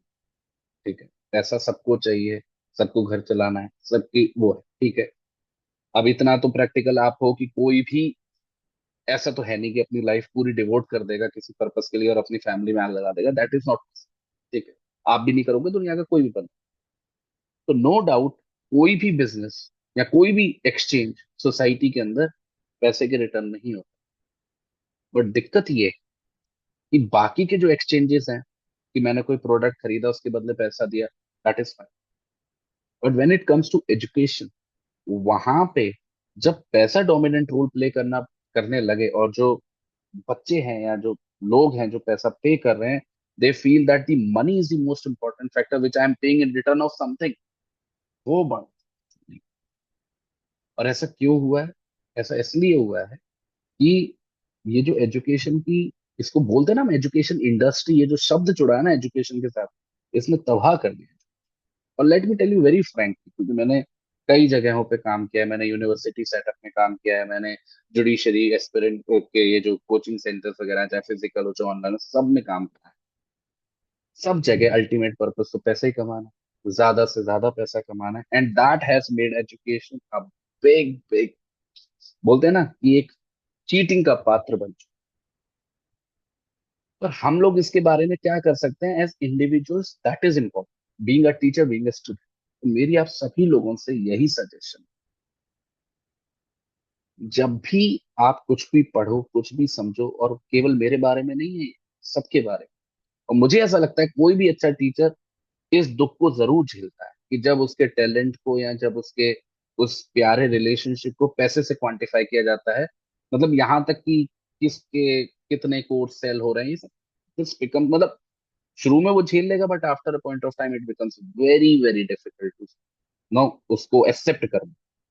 तो एज ए स्टूडेंट, या कल को अगर आप इस प्रोफेशन में आओ, always run, education can't be bought, नहीं खरीदी जा सकती। ठीक है, आप बस इतना सुनिश्चित करो कि आप जिस भी बंदे के पास जा रहे हो, कुछ भी सीखने जा रहे हो, पहले आपका उसके ऊपर भरोसा है, अगर आपको लगता है कि वो इस लायक है उसका पिछला काम देखते हुए, पहला पॉइंट ये। दूसरा पॉइंट ये, वंस यू एनरोल इनटू, एक बार आप उस कोर्स के अंदर आ गए, नाउ योर एम शुड कि मैं अपना दिमाग ना चलाऊं एज ए कंज्यूमर, कि अरे मैंने तो ये प्रोडक्ट खरीदा था, इसमें तो ये दिक्कत आ रही है, वो नहीं। जो भी आपकी कंसर्न है share them, but don't be जजी अबाउट। कई बार क्या होता है, हम लोग दूसरे बंदे पे भरोसा नहीं करते, उसकी अप्रोच को समझते नहीं है और उसको जज करने लग जाते, उसमें नुकसान किसी का नहीं होता, आपका ही होता। कई बार ऐसा। तो as a student always, once you are part of something, a process, believe in that process और उसको स्टेप बाय स्टेप आगे बढ़ो। आप जब स्टेप बाय स्टेप आगे बढ़ोगे ना, तो after a point of time आपको उसके रिजल्ट्स देखना शुरू होते हैं। ठीक है। शुरू में नहीं समझ में आता कि हम ये कोई भी चीज क्यों कर रहे हैं, या इस तरीके से क्यों कर रहे हैं, उस तरीके से क्यों नहीं कर रहे हैं। जैसे एक बहुत छोटा सा एग्जांपल मैं आपको देता हूं। कई बार बच्चों की तरफ से रिक्वेस्ट आती है मेरे को, सर आप टॉपिक वाइज, खासकर जब मैं सीपीसी पढ़ा, सर आप टॉपिक वाइज पढ़ा दो, सर सब टॉपिक वाइज पढ़ते हैं, किताब भी टॉपिक वाइज है, सर आप सेक्शन वाइज मत पढ़ाओ, टॉपिक वाइज। अब ये जो रिक्वेस्ट है, ये इसकी डेवलपमेंट कहाँ से हुई? इसकी डेवलपमेंट इस बात से हुई, अब सीपीसी इतना बड़ा है, उसमें सेक्शंस इतने, ऑर्डर्स इतने, उनके आपस का इंटर रिलेशनशिप इतना। तो क्या हुआ है कि एफर्ट को सेव करने के लिए, कि हमें इतने सारे रूल्स ना पढ़ने पड़े, बुकों ने क्या किया, उनका चैप्टराइजेशन कर दिया, उनको टॉपिक्स में डिवाइड कर दिया। असल में प्रोसीजरल लॉ में टॉपिक नाम की कोई चीज ही नहीं होती। जैसे जितने भी बच्चे आप लोग पढ़ रहे हो मेरे साथ बीएनएसएस, आपको ऐसा नहीं लग रहा कि हर एक सेक्शन या हर एक चैप्टर एक कहानी का ही हिस्सा है? जो कहानी हमने कहीं सेक्शन 1 से शुरू करी थी वही आगे बढ़ रही है स्टेप बाय स्टेप, एक मूवी चल रही है। Same goes with CPC. जब हम उसको टॉपिक के ब्रैकेट्स में बांट देते हैं तो हमें शायद वो चीज तो समझ में आ जाए जो ब्रैकेट के अंदर है, और उसका जो कनेक्शन है ना बाकी के ब्रैकेट्स, वो समझ में नहीं आता। और सबसे बड़ी प्रॉब्लम है, वो हमको अपंग कर देता है, हमको डिपेंडेंट कर देता है कि इस चीज को पढ़ने के लिए तो हमें कोचिंग की जरूरत पड़ेगी, क्योंकि वही हमको टॉपिक वाइज पढ़ा सकते, या हमको ये किताब रटनी पड़ेगी क्योंकि इसमें टॉपिक वाइज दिया। हम डायरेक्ट कैसे पढ़ें, क्योंकि इसमें तो सब एक साथ। कितने कम बच्चे होंगे जिन्होंने सीपीसी के डायरेक्ट को सही से पढ़ा, और कितने ज्यादा बच्चे होंगे जो एक बहुत बड़ी किताब है सीपीसी की उसको 10 बार पढ़ा। What is the reason? Because उनका बिलीफ नहीं है कि हम उसको डायरेक्टली उससे कर सकते हैं। लेट मी टेल यू, जिसने सीपीसी का डायरेक्ट नहीं पढ़ा ना, आप शायद सेलेक्ट हो जाओ, आप शायद जज बन जाओ, आप प्रैक्टिस में सरवाइव नहीं कर सकते। और जब जज जज बन के भी कोर्ट में जाओगे ना, तो सारी किताबों को फेंकना पड़ेगा, पढ़ना सीपीसी का डायरेक्ट नहीं पड़ेगा, क्योंकि सारे रेफरेंस वहीं से ही आते। तो कभी भी अ, अपनी तरफ से या अपने कंफर्ट के लेवल पे चीजों को लाने की कोशिश मत करो, जो जैसे होनी चाहिए, चाहे वो शुरू में थोड़ी कठिन प्रतीत हो, वो इन दी लॉन्ग रन आपको बहुत हेल्प करेगी। मैंने आज तक जितने बच्चों को पढ़ाया है उन सबका ये कहना है कि सर आपने जब पढ़ाया था वो जो बेयर एक्ट हमने बार मार्क करे थे, आज भी वो नहीं से पढ़ रहे हैं। जज बनने के बाद, लॉयर्स बनने के बाद, मतलब मेरा शायद 2020 का बैच था, कोविड कोविड 2020 में था ना, सेकंड वेव शायद 2020-21 का बैच था। मुझे आज भी याद है कि मैंने बच्चों को कुछ सब्जेक्ट्स पढ़ाए थे, सीपीसी पढ़ाया था, कॉपीराइट लॉ वगैरह पढ़ाया था। उसमें से कुछ बच्चे जज बन गए, कुछ बच्चे अभी प्रैक्टिस वगैरह कर रहे हैं, कुछ बच्चे कॉर्पोरेट वगैरह में चले गए। उन्होंने मेरे को फोटोज भेजी कि सर याद है तब आप देखते थे कि ये सर ये मार्क करा, ये रेड पेन से, तब मैं पेन से मार्क कराता था, रेड पेन से मार्क करो, ब्लैक पेन से मार्क करो, अभी भी। और बेयर एक्ट पे एक बार कमांड हो गई, फिर वो उससे कोई चैलेंज नहीं कर सकता दुनिया का आदमी। आप अपनी किताब लिख सकते हो, क्या आप दूसरे बंदे की किताब? तो इस बात का जरूर ध्यान रखें, एक समन्वय बना के रखो अपने टीचर के साथ, और हमेशा आपकी कोशिश ये होनी चाहिए कि टीचर जितनी मेहनत कर रहा है हम उससे दुगनी मेहनत। क्योंकि अगर हम ये एक्सपेक्ट कर रहे हैं कि टीचर हमको स्पून फीडिंग करे, हमने तो पैसे दिए हैं, हम तो जाएंगे और कथा सुनेंगे 2 घंटे और फिर आ जाएंगे, कुछ नहीं होगा। टीचर तो कर ही रहा है, उसने तो अपना करियर बना ही लिया ना। वो तो किसी प्लेटफॉर्म में, वो तो हो गया। दिक्कत आपकी है कि आपको करियर बनाना है, और इस एटीट्यूड के साथ बनता नहीं है करियर। तो आपको बहुत मेहनत करनी है, ठीक है, इस एज में तो बहुत ज्यादा। चल ठीक है, आया समझ में? और किसी का कोई क्वेश्चन है, कुछ पूछना चाहते हो?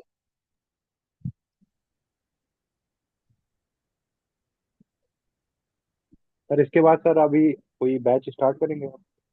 सर वो अभी 2020 वाला तो बहुत सही था, उसमें आप एक दिन 3 क्लास हाँ, ले रहे नहीं हो पाता है हाँ सर। उस टाइम पे। सर हाँ सर, हमको तब एक पता होता, तब आपके बारे में पता ही नहीं था। अब वो तो मेरा लॉ चल रहा था, अगर तब पता होता हमारे अच्छा। बन चुके होते जी। हम्म, बहुत सही क्योंकि था सर वो बैच। और उसमें सर मैंने आपका सीपीसी का, उसमें कुछ 114 वीडियो है, वो सब पूरी देखी। हाँ। और सर अब अच्छा। बेयर एक्ट पढ़ना मेरे लिए बहुत इजी हो गया, मतलब हमें एग्जैक्टली। बिना किसी वीडियो के भी पढ़ लेते हैं सर, वो समझ में आ जाता है। हम्म वैसे जैसे वही आप बताते हैं 90% तो समझ में आ ही जाता है, तो कुछ चीजें हम्म। माइनर सी रह जाती है, तो वो आपसे समझ में आ जाता है सर। हाँ तो सर सीपीसी जो पूरी वीडियो देखी, तो हर ऑर्डर को आपने पढ़ाया है, तो बहुत अच्छा सर समझ में आया उसमें। तो सर ऐसा हम्म बैच कभी सोचेंगे आप? ऐसा बहुत बहुत सही रहेगा अगर आप स्टार्ट करें। हम्म। अभी देखो मैं सोच रहा हूँ अभी अभी हम लोग बीएनएसएस पढ़ रहे हैं ना, उसके बाद मैं सोच रहा हूँ कि बीएसए का निकालूंगा। जैसे बीएनएसएस मुझे लगेगा कि होने वाला है तो बीएसए की तरफ जाएंगे, भारतीय साक्ष्य अधिनियम की तरफ, क्योंकि मुझे ऐसा लगता है कि हमारा जो प्रोसीजरल वाला पेपर है ना उसमें बच्चे बहुत ज्यादा स्ट्रगल करते हैं। उसमें evidence law plays a very crucial role, वो सिविल साइड पे भी क्रिमिनल साइड पे। तो एविडेंस लॉ को पढ़ना अपने आप में एक बहुत बड़ा चैलेंज है, मतलब उसकी भावना को समझ पाना। तो नेक्स्ट मेरा एम ये है कि बीएसए की तरफ जाएंगे। अब दिक्कत ये है कि मेरे पास टाइम बहुत ज्यादा नहीं है। मेरे पास यस मिला सर। जुला के दिन में 1 घंटा या मैक्सिमम कभी 2 घंटा निकल सकता है। तो आई एम ट्राइंग कि जब मुझे लगेगा कि अब मतलब ये मान के चलो लगभग 10 दिन बाद या 5 6 8 दिन बाद आई थिंक कि बीएसए को अगर हम लोग ला सकते हैं तो देख लूंगा ग्रुप में डाल के कितने बच्चे हैं। पर वही है, पैटर्न यही रखूंगा जो बीएनएसएस में है, 50 ही बच्चों को पकड़ूंगा। और सर 50 वो अगर पर सीट। अगर, जी सर, सर वो हम्म। एकदम से अगर सब जब ऐड हो गया, हम लोग तो नहीं रह जाएंगे, ऐसा हो गया मतलब? मतलब सर तुरंत सर मेरा हम लोग को बोर्ड पे एडवांस ले लीजिए हम पढ़ाइएगा। लोगों से। हाँ एक सर काम हम कर लोगों से दूंगा फिर। एडवांस ले हाँ लीजिए। सर नहीं नहीं बोर्ड पे सर। ना बहुत अच्छे से समझ में आता है सर, ऐसे थोड़ा दिक्कत होता है मुझे, क्योंकि हम्म आपकी जो भी प्रीवियस वीडियोस हैं वो मैंने बोर्ड से ही पढ़ी है। और मैंने अपने घर हम्म में रूम के अंदर भी बोर्ड ही लगा के रखा है।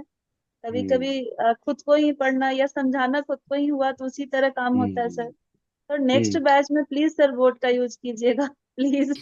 यस सर, बोर्ड ठीक रहेगा सर। मन है सर बहुत ज्यादा बोर्ड पे पढ़ने का। ऐसे ठीक है दिक्कत बोल। होती है सर। सर बस सर आप हम लोग को ऐड कर लीजिएगा, मतलब जो इस ग्रुप में है, मतलब हम हम्म। लोग क्योंकि सर पिछली बार जब आपने एकदम से नोटिस डाली, तो सर मेरे अकाउंट में पैसे नहीं थे, हम तुरंत भागते हुए गए बैंक में, तुरंत पैसे जमा करा, तब पेमेंट के लिए आपसे तो मैसेज भी करा कि सर प्लीज जल्दी हम्म। करिए वरना बैंक बैच फुल हम्म। हो जाएगा। मैसेज भी डाला था, तो सर वही मैं सर ये एक अब डर हाँ। रहता है कि ऐसा ना हो कि नहीं तुरंत फुल। वो मेरी तरफ से भी कोशिश रहेगी कि जो बच्चे बीएनएसएस के हैं वो अगर बीएसए में आना चाहेंगे तो पहले मैं उनसे एक बार पूछ लूंगा, मतलब आपको पहले एक बार इन्फॉर्म कर यस दूंगा। Sir, yes sir. और आपको इन्फॉर्म करने के बाद ही हमारे टेलीग्राम वाले ग्रुप पे डाल दूंगा जो भी है। फिर उसके हिसाब से हम लोग देख लेंगे। तो नेक्स्ट टारगेट है कि बीएसए करेंगे। बीएसए ओके सर, अच्छे से थैंक यू। समझेंगे, अच्छे से पढ़ेंगे, फिर बीएसए हम आगे लोग बोलने देखते हैं। वाले भी थे, बीएसए टफ नहीं भी है बीएसए सर बहुत थोड़ा। जरूर, बीएसए बहुत जरूर। और बीएसए मुझे एक ऐसा सब्जेक्ट लगता है, एक इकलौता ऐसा सब्जेक्ट लगता है जो बच्चा खुद नहीं पढ़ सकता। एक ऐसा sir yes sir, subject. Writing sir hmm. आपने कहा था कि सर राइटिंग भी आप कुछ स्टार्ट करेंगे, अभी देखो आंसर यार, राइटिंग से रिलेटेड। आंसर राइटिंग बहुत पता है ट्रबल मेकिंग पॉइंट है। पता है क्यों, मैं बताता हूँ आप लोगों को। आंसर राइटिंग में पता है क्या होता है, जैसे फॉर एग्जांपल मैंने कोर्स निकाला आंसर राइटिंग का कि चलो आंसर राइटिंग सिखाऊंगा। आंसर राइटिंग एक ऐसी स्किल है जिसके लिए चाहिए कि आपकी लैंग्वेज पहले से ही स्ट्रांग हो। ये मेरे साथ पहले हो चुका है। अब होता ये है कि अब जैसे जो बच्चों में एनरोल करेंगे उन्हें तो लग रहा है कि बेचारे आंसर राइटिंग से स्ट्रगल कर रहे हैं। बट पता क्या चलता है कि वो लिख नहीं पा रहे बेसिक इंग्लिश। जैसे फॉर एग्जांपल जो मैं तो इंग्लिश में ही सिखा पाऊंगा ऑब्वियसली, मतलब उनको टेंस के कॉन्सेप्ट्स क्लियर नहीं है, बहुत बेसिक, मतलब मतलब वो अलग गलत फॉर्म्स लिख दे रहे हैं। अब वो मुझे पढ़ाना नहीं आता, दिक्कत ये है इंग्लिश मैंने कभी पढ़ाई नहीं, इंग्लिश मेरा स्किल भी नहीं है। तो मामला अटक जाता है, क्योंकि जब तक वो बच्चे इंग्लिश नहीं सीखेंगे तब तक उन्हें आंसर राइटिंग कैसे सिखाऊं। और मेजोरिटी इंडिया के साथ ये बहुत बड़ा वो है कि स्कूल में पता नहीं क्या ही कराते हैं। मेजोरिटी बच्चे ये हैं कि वो सही इंग्लिश नहीं लिख, मतलब इंग्लिश की जो लिखावट है वो बहुत ही गलत होती है ग्रामेटिकली, और ये बहुत बड़ा बुरा प्रभाव डालती है आपके मेंस के उसमें। तो मैं ऐसे बच्चों को आंसर राइटिंग सिखाऊं कैसे जिनको पहले इंग्लिश लिखनी नहीं आती? तो उनसे बोलना पड़ता है कि पहले आप कोई इंग्लिश का कोई छोटा सा कोर्स वगैरह कर लो, पहले आप अपने टेंसेस वगैरह स्ट्रॉन्ग कर लो, अपनी ग्रामर स्ट्रॉन्ग कर लो, फिर मैं आपको आंसर राइटिंग सिखाऊं। अब इसको फिल्टर आउट कैसे करें? जैसे मैं चाहता हूँ कि बच्चों को मैं आंसर राइटिंग सिखाऊं, और मुझे लगता है कि आंसर राइटिंग के संबंध में सच में बच्चों की बहुत हेल्प कर सकता है। बट द पॉइंट इज कि अगर मैं ग्रुप पे डालूंगा तो कोई भी बच्चा आएगा और वो मानो फी भरेगा, बैच का पार्ट बनेगा, मुझे क्या पता कि वो लिख पा रहा है या नहीं लिख पा रहा है। और कल को पता चलेगा उसका तो इंग्लिश का दिक्कत है, फिर that becomes a major major issue. तो मुझे उसका सॉल्यूशन नहीं समझ में आ रहा है कि कैसे उसको सॉल्व करें, कि ये पॉइंट पे कैसे हम लोग आगे बढ़ सर तो पाएंगे। जो लोग हिंदी में लिखना चाहते हैं उन लोगों का तो कर सकते हैं।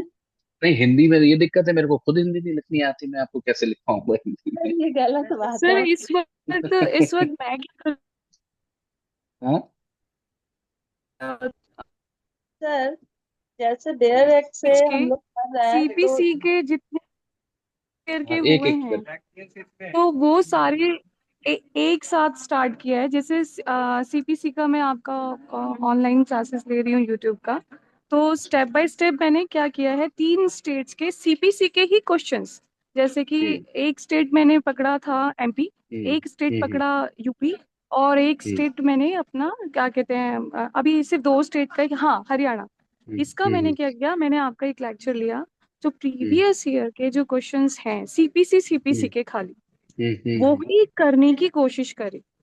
तो हम्म उसमें से मैंने जब पूरा चेक किया तो 40 से 50 क्वेश्चंस ही ऐसे हैं जो रिपीट हो रहे हम्म हैं। अगर हम पूरा आरएनडी 3 स्टेट्स का कर रहे हैं तो हम्म क्वेश्चंस ही हैं सर जो हम्म बार बार रिपीट हो रहे हैं।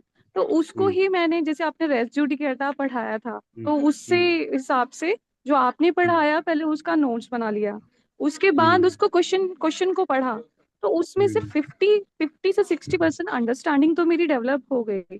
और बात रही लिखने लिखने वाली की बात जब आती है, तो जब मेरे माइंड में कंटेंट चला गया, पहले आपका पढ़ा, फिर नोट्स पढ़ा, फिर वो क्वेश्चन आंसर जो लिखा हुआ है उसमें वो पढ़ा, तो 60% मैं लिख पा रही थी।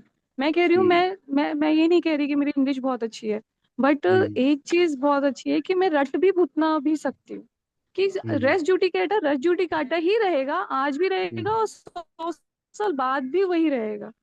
तो अगर हम बस वो जो आपका एक थोड़ा सा सपोर्ट हो जाएगा कि, और सर एक चीज और है कि सर यूट्यूब में आप आज हमें पढ़ा रहे हैं सर, आज के बाद भी आप 20 बच्चों को पढ़ाएंगे, 50 बच्चे को पढ़ाएंगे, पर घूम फिर कर एक बच्चा भी जज नहीं बन पाएगा अगर आप आज इनिशिएटिव नहीं लेंगे सर। क्योंकि हम लोग, हमारे जैसे करोड़ों बच्चे सिर्फ यहीं पे आके इस मझधार में अटके हुए हैं कि कोई हमें वो बता दे जो एक्चुअल में हमें आता तो है, बट हमें कोई मोटिवेट कर दे। इस दुनिया, जब एक इंसान रामायण एक दिन में पढ़ के पूरी इतनी मोटी रामायण पढ़ सकता है सर, जब एक इंसान रट रट के, जो मेरी दादी हैं जिनको पढ़ना लिखना नहीं आता था, वो पूरी हनुमान चालीसा बोल लेती थी, बजरंग बाण बोल लेती थी, तो हम तो तब भी आप जैसे टीचर्स के अंडर में वर्क कर रहे हैं जो ऑलरेडी इतना पॉजिटिव है, जो खुद भी बार बार ना हो तुम्हारे साथ, इसीलिए थोड़ा सोच समझ के आगे बढ़ना। सर आप हमें रोकते नहीं है लिटिगेशन में जाने के लिए, ये आपका एक्सपीरियंस रहा है कि आप सेव करते हैं कि आप गर्ल हो, आप यंग बॉय हो, ऐसा ना हो कि कोई आपके साथ गलत करे तो आप ना कर पाओ। हमने लॉ डरने के लिए नहीं की थी सर, हमने लॉ करी इसलिए है कि चाहे 100 रुपए कमाएंगे, हम उस जेंट्री में आते हैं जो एक्चुअल में लॉयर बनने के लायक है सर। जो एक्चुअल में आप जैसे लोग, मेरे जैसे लोग एक्चुअल में लॉ इसलिए नहीं करते हैं कि सिर्फ हजारों करोड़ों रुपए कमाने हैं। हम लोग वो लोग हैं जो किसी का गलत हो जाता है ना तो रात भर नींद नहीं आती है सर। अगर हमारे जैसे लोग सिस्टम में नहीं आएंगे या कुछ कोशिश, मैं ये नहीं कह रही कि मैं देशभक्त हूँ, ना मैं ये कह रही हूँ कि मैं करोड़ों लोगों को चेंज कर दूंगी, पर जो मैं कर सकती हूँ सर, हो सकता है हम लोग आए ही इसलिए हो ताकि आप प्लीज दोबारा से पहले जैसे हो जाइए, आप जैसे थे वैसे हो जाइए। हम रट के पेपर दे देंगे सर। जज हाँ हमसे, सर ये बात सही है। पैनल हमसे रेड्यूटिकेट ही पूछेगा ना, पैनल हमसे बेल ही पूछेगा ना, तो हम रट के जवाब दे देंगे सर। फिर हमें ट्रेनिंग में जो सिखाएंगे फिर उसके बाद कर लेंगे। कोई सिखाने को तैयार नहीं है सर, लाखों लाखों रुपए मांग लेते हैं पर बच्चों का बेसिक्स नहीं क्लियर कर रहे सर, हैंडीकैप बना रहे हैं ना, बेयरक पढ़ना सिखाते हैं। मैं तो चलो कोई बात नहीं, मेरे तो हस्बैंड है, पर आपकी क्लास में और पता नहीं कितने ऐसे बच्चे हैं जो रात दिन यूट्यूब में आंखें खराब कर रहे हैं, कि कोई तो ऐसा बंदा हो कि जो सही बताए। नहीं बनेंगे कोई बात नहीं सर, रोटी वोटी पका लेंगे घर पे, बच्चा है बच्चा संभाल लेंगे, पर पहले से ही हार मानने का कोई लॉजिक ही नहीं बनता। आज 41 की एज में जहाँ मुझे पैरालिसिस हो चुका है, मेरा एक छोटा 3 साल का बच्चा है, उसको स्कूल से लेने जाना लेके आना, फैमिली ऑब्लिगेशंस देखना, कि इसलिए तो नहीं कर रहे हैं ना हम कि हम हमें बस रात दिन यही बताया जाए कि प्री क्लियर कैसे करना है। प्री आप एक लौते ऐसे टीचर हैं बोल रहे यूट्यूब में, जो बार बार ये कह रहा है कि नहीं, तुम्हारा नहीं होगा नहीं होगा नहीं होगा अगर तुमने आंसर राइटिंग नहीं करी। बट सर, आप भी अगर पैर पीछे कर लेंगे तो क्या हम जानते हैं आपकी ऑब्लिगेशंस है, हम पे करेंगे सर, हम ड्यू रिगार्ड फीस सबमिट करेंगे, बट हम फेल हो जाएंगे, हम उसके लिए रेडी हैं, बट एटलीस्ट हमें कोई गाइड तो कर दे, हमारे डर से तो निकाले। नहीं तो डर तो मरते दम तक रहेगा कि कल मर जाऊंगी मैं। जी सर, मेरी जी ये सर। एज नहीं है, मेरी ये एज नहीं है सर, मैं 41 की एज में हूँ, और ना ही मेरे अंदर ये है कि नहीं मैं तो बहुत बड़ा झंडा गाड़ना है मुझे, पर एटलीस्ट जो मैंने किया है मैं उसमें तो 100% करूँ, मुझे नहीं चाहिए लाखों रुपए। सर आप वो केस याद करिए सर, आप अपनी, मुझे रोज याद आता है आपका वो केस, जब वो फैमिली को आप जस्टिस नहीं दिला पाए थे, तो हो सकता है हम में से कोई एक बन जाए, उसके थ्रू ही आपको जस्टिस, आपकी नींद आनी शुरू हो जाए सर। हो सकता है कि आपका एक इनिशिएटिव यूट्यूब में बवाल मचा दे।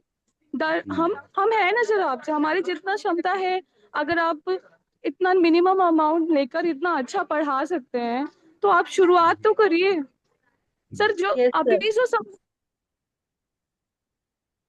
सर, और ठीक फिर है। हैंडीकैप बना रहे हैं सर सब बच्चों को सिर्फ हैंडीकैप बनाया जा रहा है सर, वो खुद कुछ नहीं पढ़ पा रहे हैं। अगर वो टेक्स्ट बुक उठाते हैं तो ब्लैंक, बीआरएक्ट उठाते हैं, जब तक टीचर यूट्यूब में पढ़ा रहा है तब तक तो ठीक है, उसके बाद उसे कुछ समझ में नहीं आता कि वो क्या पढ़ रहा है, वो फिर वही दूसरे टीचर के पास जाता है। ऐसा क्या राहुल पढ़ाता है, क्या करता है राहुल, ऐसा ऐसे कौन से नोट्स देता है, मैं वही, हम्म मुझे समझ नहीं आ रहा है सर। सॉरी टू से सर, बट हम्म, ठीक है, समझ गया मैं। आह, ठीक है, और कोई कुछ बोलना चाह रहा है? कुछ ओवरलैप हो रहा था एक बच्चे का। आभा, शायद आप बोलने की कोशिश करें। सर इनकी सारी बातों को हम लोग सपोर्ट करते हैं, और हम्म आप हम लोगों की मदद कीजिए सर। हम लोग ऐसे स्टेज पे है, सच में हम लोग बहुत ज्यादा सर स्ट्रगल कर रहे हैं। हम्म, सर ठीक कुछ कीजिए। है। ठीक है, ठीक है।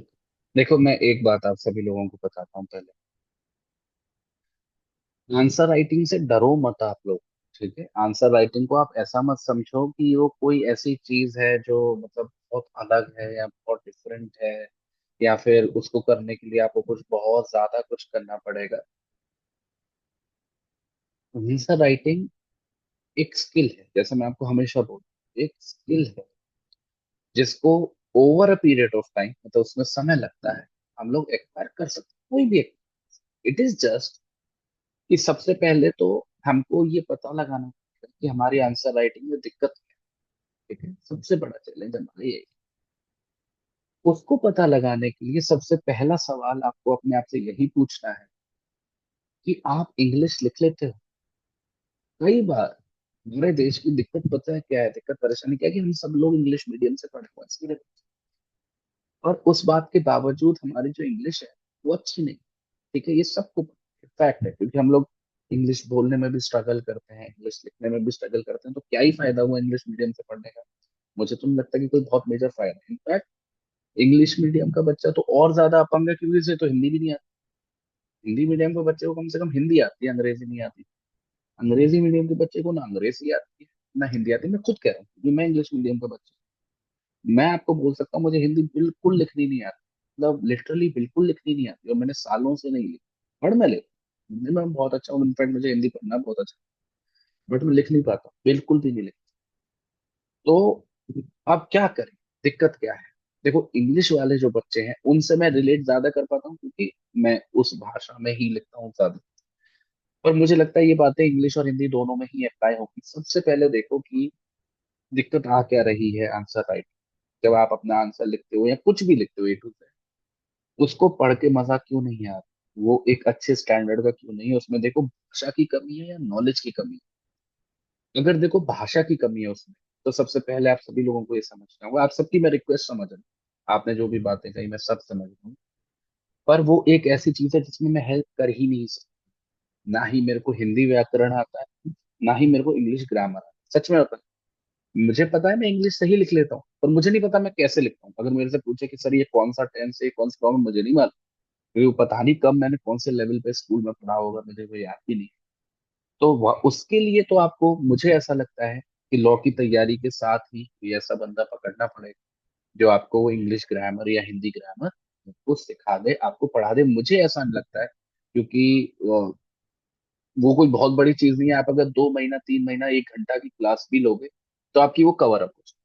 मतलब आपको वो रूल्स वगैरह नियम्स वगैरह आपको बता देंगे, फिर आपको प्रैक्टिस करनी है। अगर आपकी लैंग्वेज थी, अगर आपको भाषा पे, मैं ये नहीं कह रहा कि आप बहुत बड़े ज्ञाता है, शशि थरूर के लेवल के हैं, आप एक नॉर्मल इंग्लिश जिसमें जो मतलब ग्रामर है वो ठीक है, 80% ठीक, इस लेवल पे अगर हो तो मैं आपकी हेल्प कर सकता हूँ। क्योंकि मेरी जो हेल्प होगी वो आपके एक्सप्रेशन को लेकर होगी। एक्सप्रेशन को लेकर कैसे होगी? मतलब जैसे मुझे पता है कि कहानी क्या है, जैसे फॉर एग्जाम्पल मैंने रामायण पढ़ी है, मुझे पूरी पता है रामायण की कहानी क्या है। अब सवाल रामायण पे ही आ गया फॉर एग्जाम्पल, और मेरे पास इतना टाइम नहीं है कि मैं पूरी रामायण लिख, पढ़ी मैंने पूरी रामायण, तो उस पूरी स्टोरी किस अप्रोच के साथ, किस स्ट्रैटेजी के साथ हमें पुट फॉरवर्ड करना है, वो एक ऐसा पॉइंट है जिसमें मैं आपकी हेल्प कर पाऊंगा। और मेरे लिए आंसर राइटिंग का मतलब वही। तो अगर आपकी लैंग्वेज ठीक है तो हाँ, बिल्कुल हम कंसिडर कर सकते हैं फ्यूचर में कि आंसर राइटिंग की बिल्कुल प्रैक्टिस करें, कि कैसे पैराग्राफ को फॉर्म करते हैं, क्या बात पहले लिखनी है, क्या बात बाद में लिखनी है, और कैसे किसी चीज को एक्सप्लेन किया जाता है और कितने अमाउंट में एक्सप्लेनेशन पर्याप्त रहता है। पर बशर्ते वही कि आप सभी लोगों को जो भी रिक्वेस्ट कर रहे हो मुझसे, आंसर राइटिंग में जो भी स्ट्रगल कर रहे हो, पहले आप ये पूछो अपने आप से, पता लगाओ, is it a issue of English और हिंदी ग्रामर, भाषा का इशू है, या फिर ज्ञान का इशू? ज्ञान के इशू में मैं आपकी हेल्प कर रहा हूँ, आपको पढ़ा रहा हूँ, उसके एक्सप्रेशन को भी मैं आपको सिखा दूंगा, लिखना भी मैं आपको सिखा दूंगा। और भाषा वाला पॉइंट इज समथिंग जो आपको कहीं बाहर से ही ठीक कर, ठीक है। और ये एक ऐसी चीज है, जैसा वो बच्ची कह भी रही थी, मैं हमेशा कहता हूँ, क्योंकि और इसमें अत्यंत सच्चाई है कि मेंस क्रैक हो ही नहीं सकता, हो ही नहीं सकता।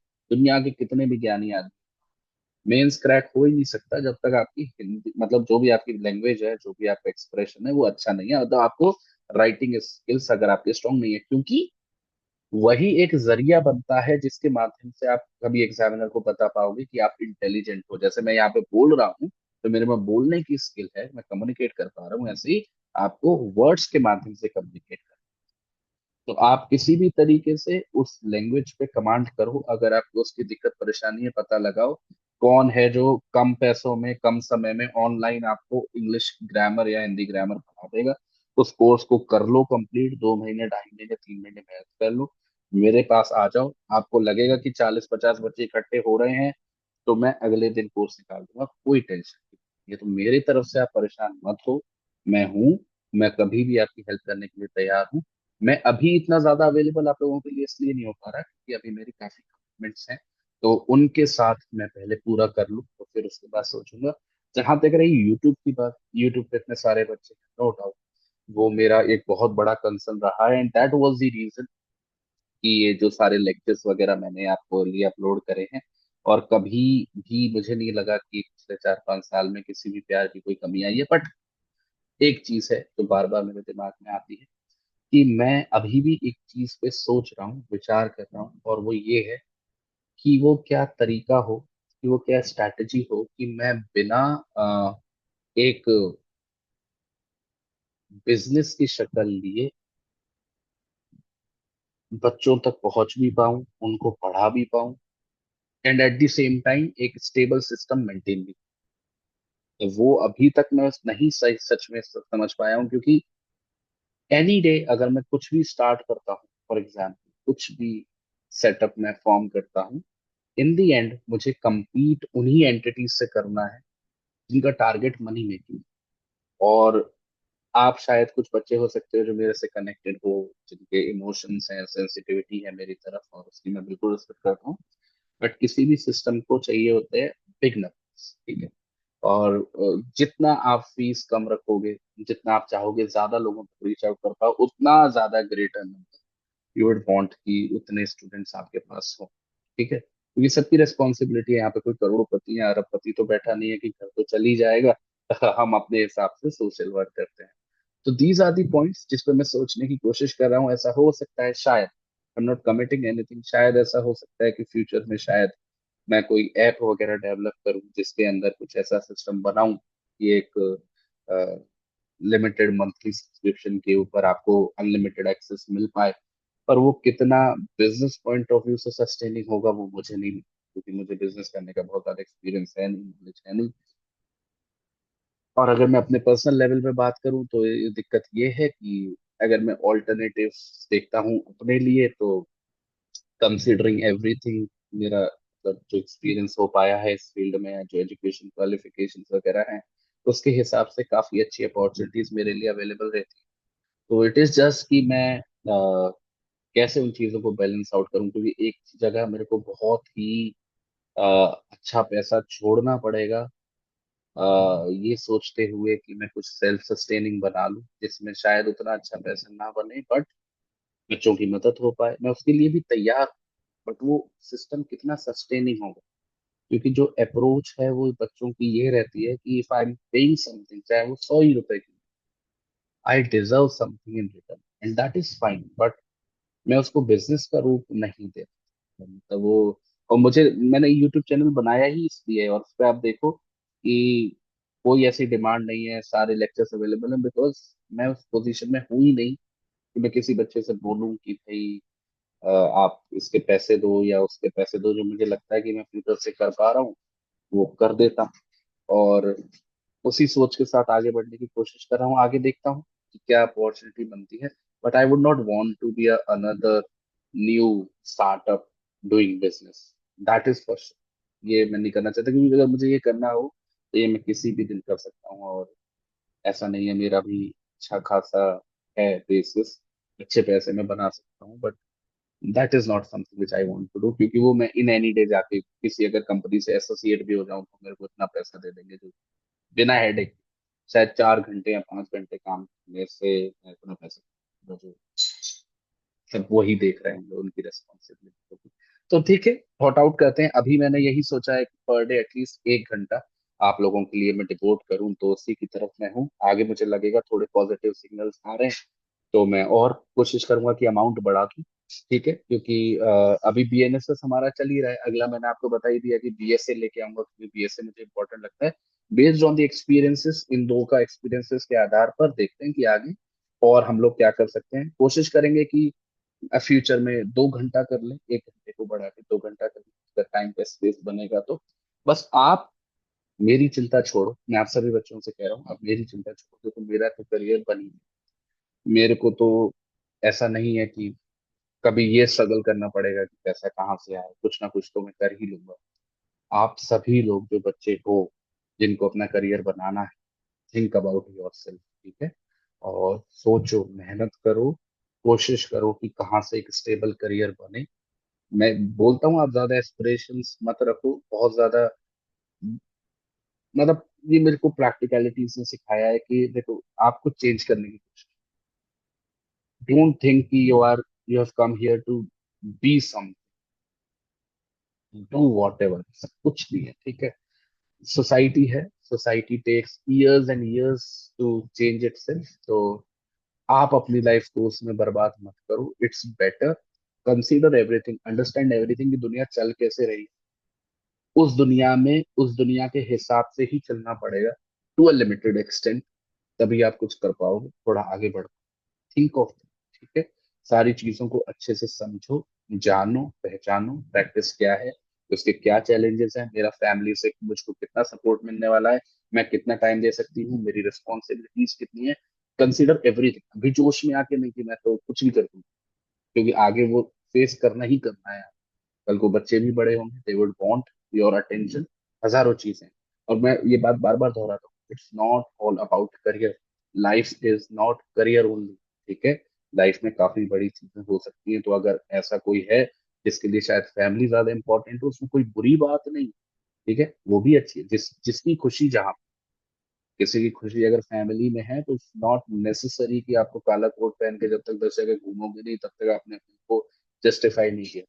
किसी को जस्टिफाई करने की जरूरत ही नहीं है, किसी को भी प्रूव नहीं करना है कि आपने कुछ किया है। कौन है प्रूव करने वाला? कोई नहीं। किसी को कुछ प्रूव नहीं करना है। केवल अपने आप से पूछना है, आप कहाँ खुश हो। अगर आप अपनी फैमिली में खुश हो, और ये लड़की के लिए केवल नहीं कह रहा, लड़का लड़की दोनों के, if you are happy, limited means में, आप इफ यू आर हैप्पी, अगर आप अपना कंट्रीब्यूशन दे पा रहे हो बच्चों की तरफ, अपने स्पाउस की तरफ, that may also be very good idea. But अगर आपको ऐसा लग रहा है कि अधूरापन है, you want to do something which is beyond your family, हाँ, तो उसके बारे में बिल्कुल सोचो, मैं आपको सपोर्ट करूंगा। पर वहां पे भी बेटा आपको प्रैक्टिकल रहना। वुमेन के साथ, महिलाओं के साथ, लेडीज के साथ ये बहुत बड़ा चैलेंज कि वो अपने, उनके लिए चैलेंजेस ज्यादा है। देखो समझ, अगर आदमी के लिए 5 चैलेंज है लिटिगेशन में, तो लड़की के लिए 10 है। ये आप सभी को पता है, उसकी डिटेल में नहीं जाते हैं, ना ही उसको चेंज करने की कोशिश करते हैं, क्योंकि हम नहीं कर सकते change. It is not a matter of days, it is not a matter of years, takes lot of time, और हम अपनी लाइफ उसमें नहीं खराब करने। अब ये 10 चैलेंज को एक्सेप्ट करते हुए, उनको टैकल करते हुए कैसे आप आगे बढ़ोगे, उस पे देना, ठीक है। तो लाइफ में प्रैक्टिकल बहुत रहना जरूरी है। ये ध्यान रखना है कि आप, कोई फैमिली भी आपको तभी सपोर्ट करेगी जब आप कुछ रिटर्न उनको दो, ठीक है। हस्बैंड आपका सपोर्ट कर सकता है, वाइफ आपकी सपोर्ट कर सकती है, but they would also want कि अगर आप अपनी लाइफ के 8 घंटे जाके कहीं दे रहे हो, तो इन रिटर्न आप कुछ लेके तो आ रहे हो, कुछ पैसा बना तो रहे हो। और पैसा मैटर्स इन लाइफ, ठीक है, बहुत ज्यादा पैसा नहीं चाहिए, बट एटलीस्ट सेल्फ सस्टेनिंग तो हर आदमी होना चाहिए कि अपना खर्च निकाले। और कभी शर्माना मत किसी भी चीज को लेके कि मैंने तो लॉ की है, तो मैं तो एडवोकेट ही बनूंगी या जज ही बनूंगी, जो बात मैं आपको शुरू में कह रहा था। क्योंकि मेरे काफी ऐसे दोस्त हैं जिन्होंने लॉ छोड़ा and they are now doing amazing, ठीक है। कई बार ऐसा होता है कि कोई अपॉर्चुनिटी हमारे दरवाजे पर आती है, जो हमें लगता है कि एक्साइटिंग है, जिसको हम शायद कर भी सकते हैं, तो आप उसकी तरफ भी जाना, कोई दिक्कत नहीं है, कोई परेशानी नहीं है। In the end what matters is yourself, कि आपके लिए क्या करना ठीक है। जो चीज आपके लिए करना ठीक है, वो जरूरी नहीं है दूसरे के लिए करना ठीक है। जो चीज मेरे लिए ठीक है, वो जरूरी नहीं है आपके लिए ठीक है। तो अपनी जरूरतें समझो, अपने परिवार की जरूरतें समझो, अपनी खुशी की जरूरतें समझो, और उस हिसाब से फैसले लो। कोई भी चीज बड़ी छोटी नहीं होती। ईगो में मत रहो, जस्ट बिकॉज आपने लॉ कर लिया है तो आप बहुत बड़े नहीं हो गए और ना हो पाओगे कभी जिंदगी।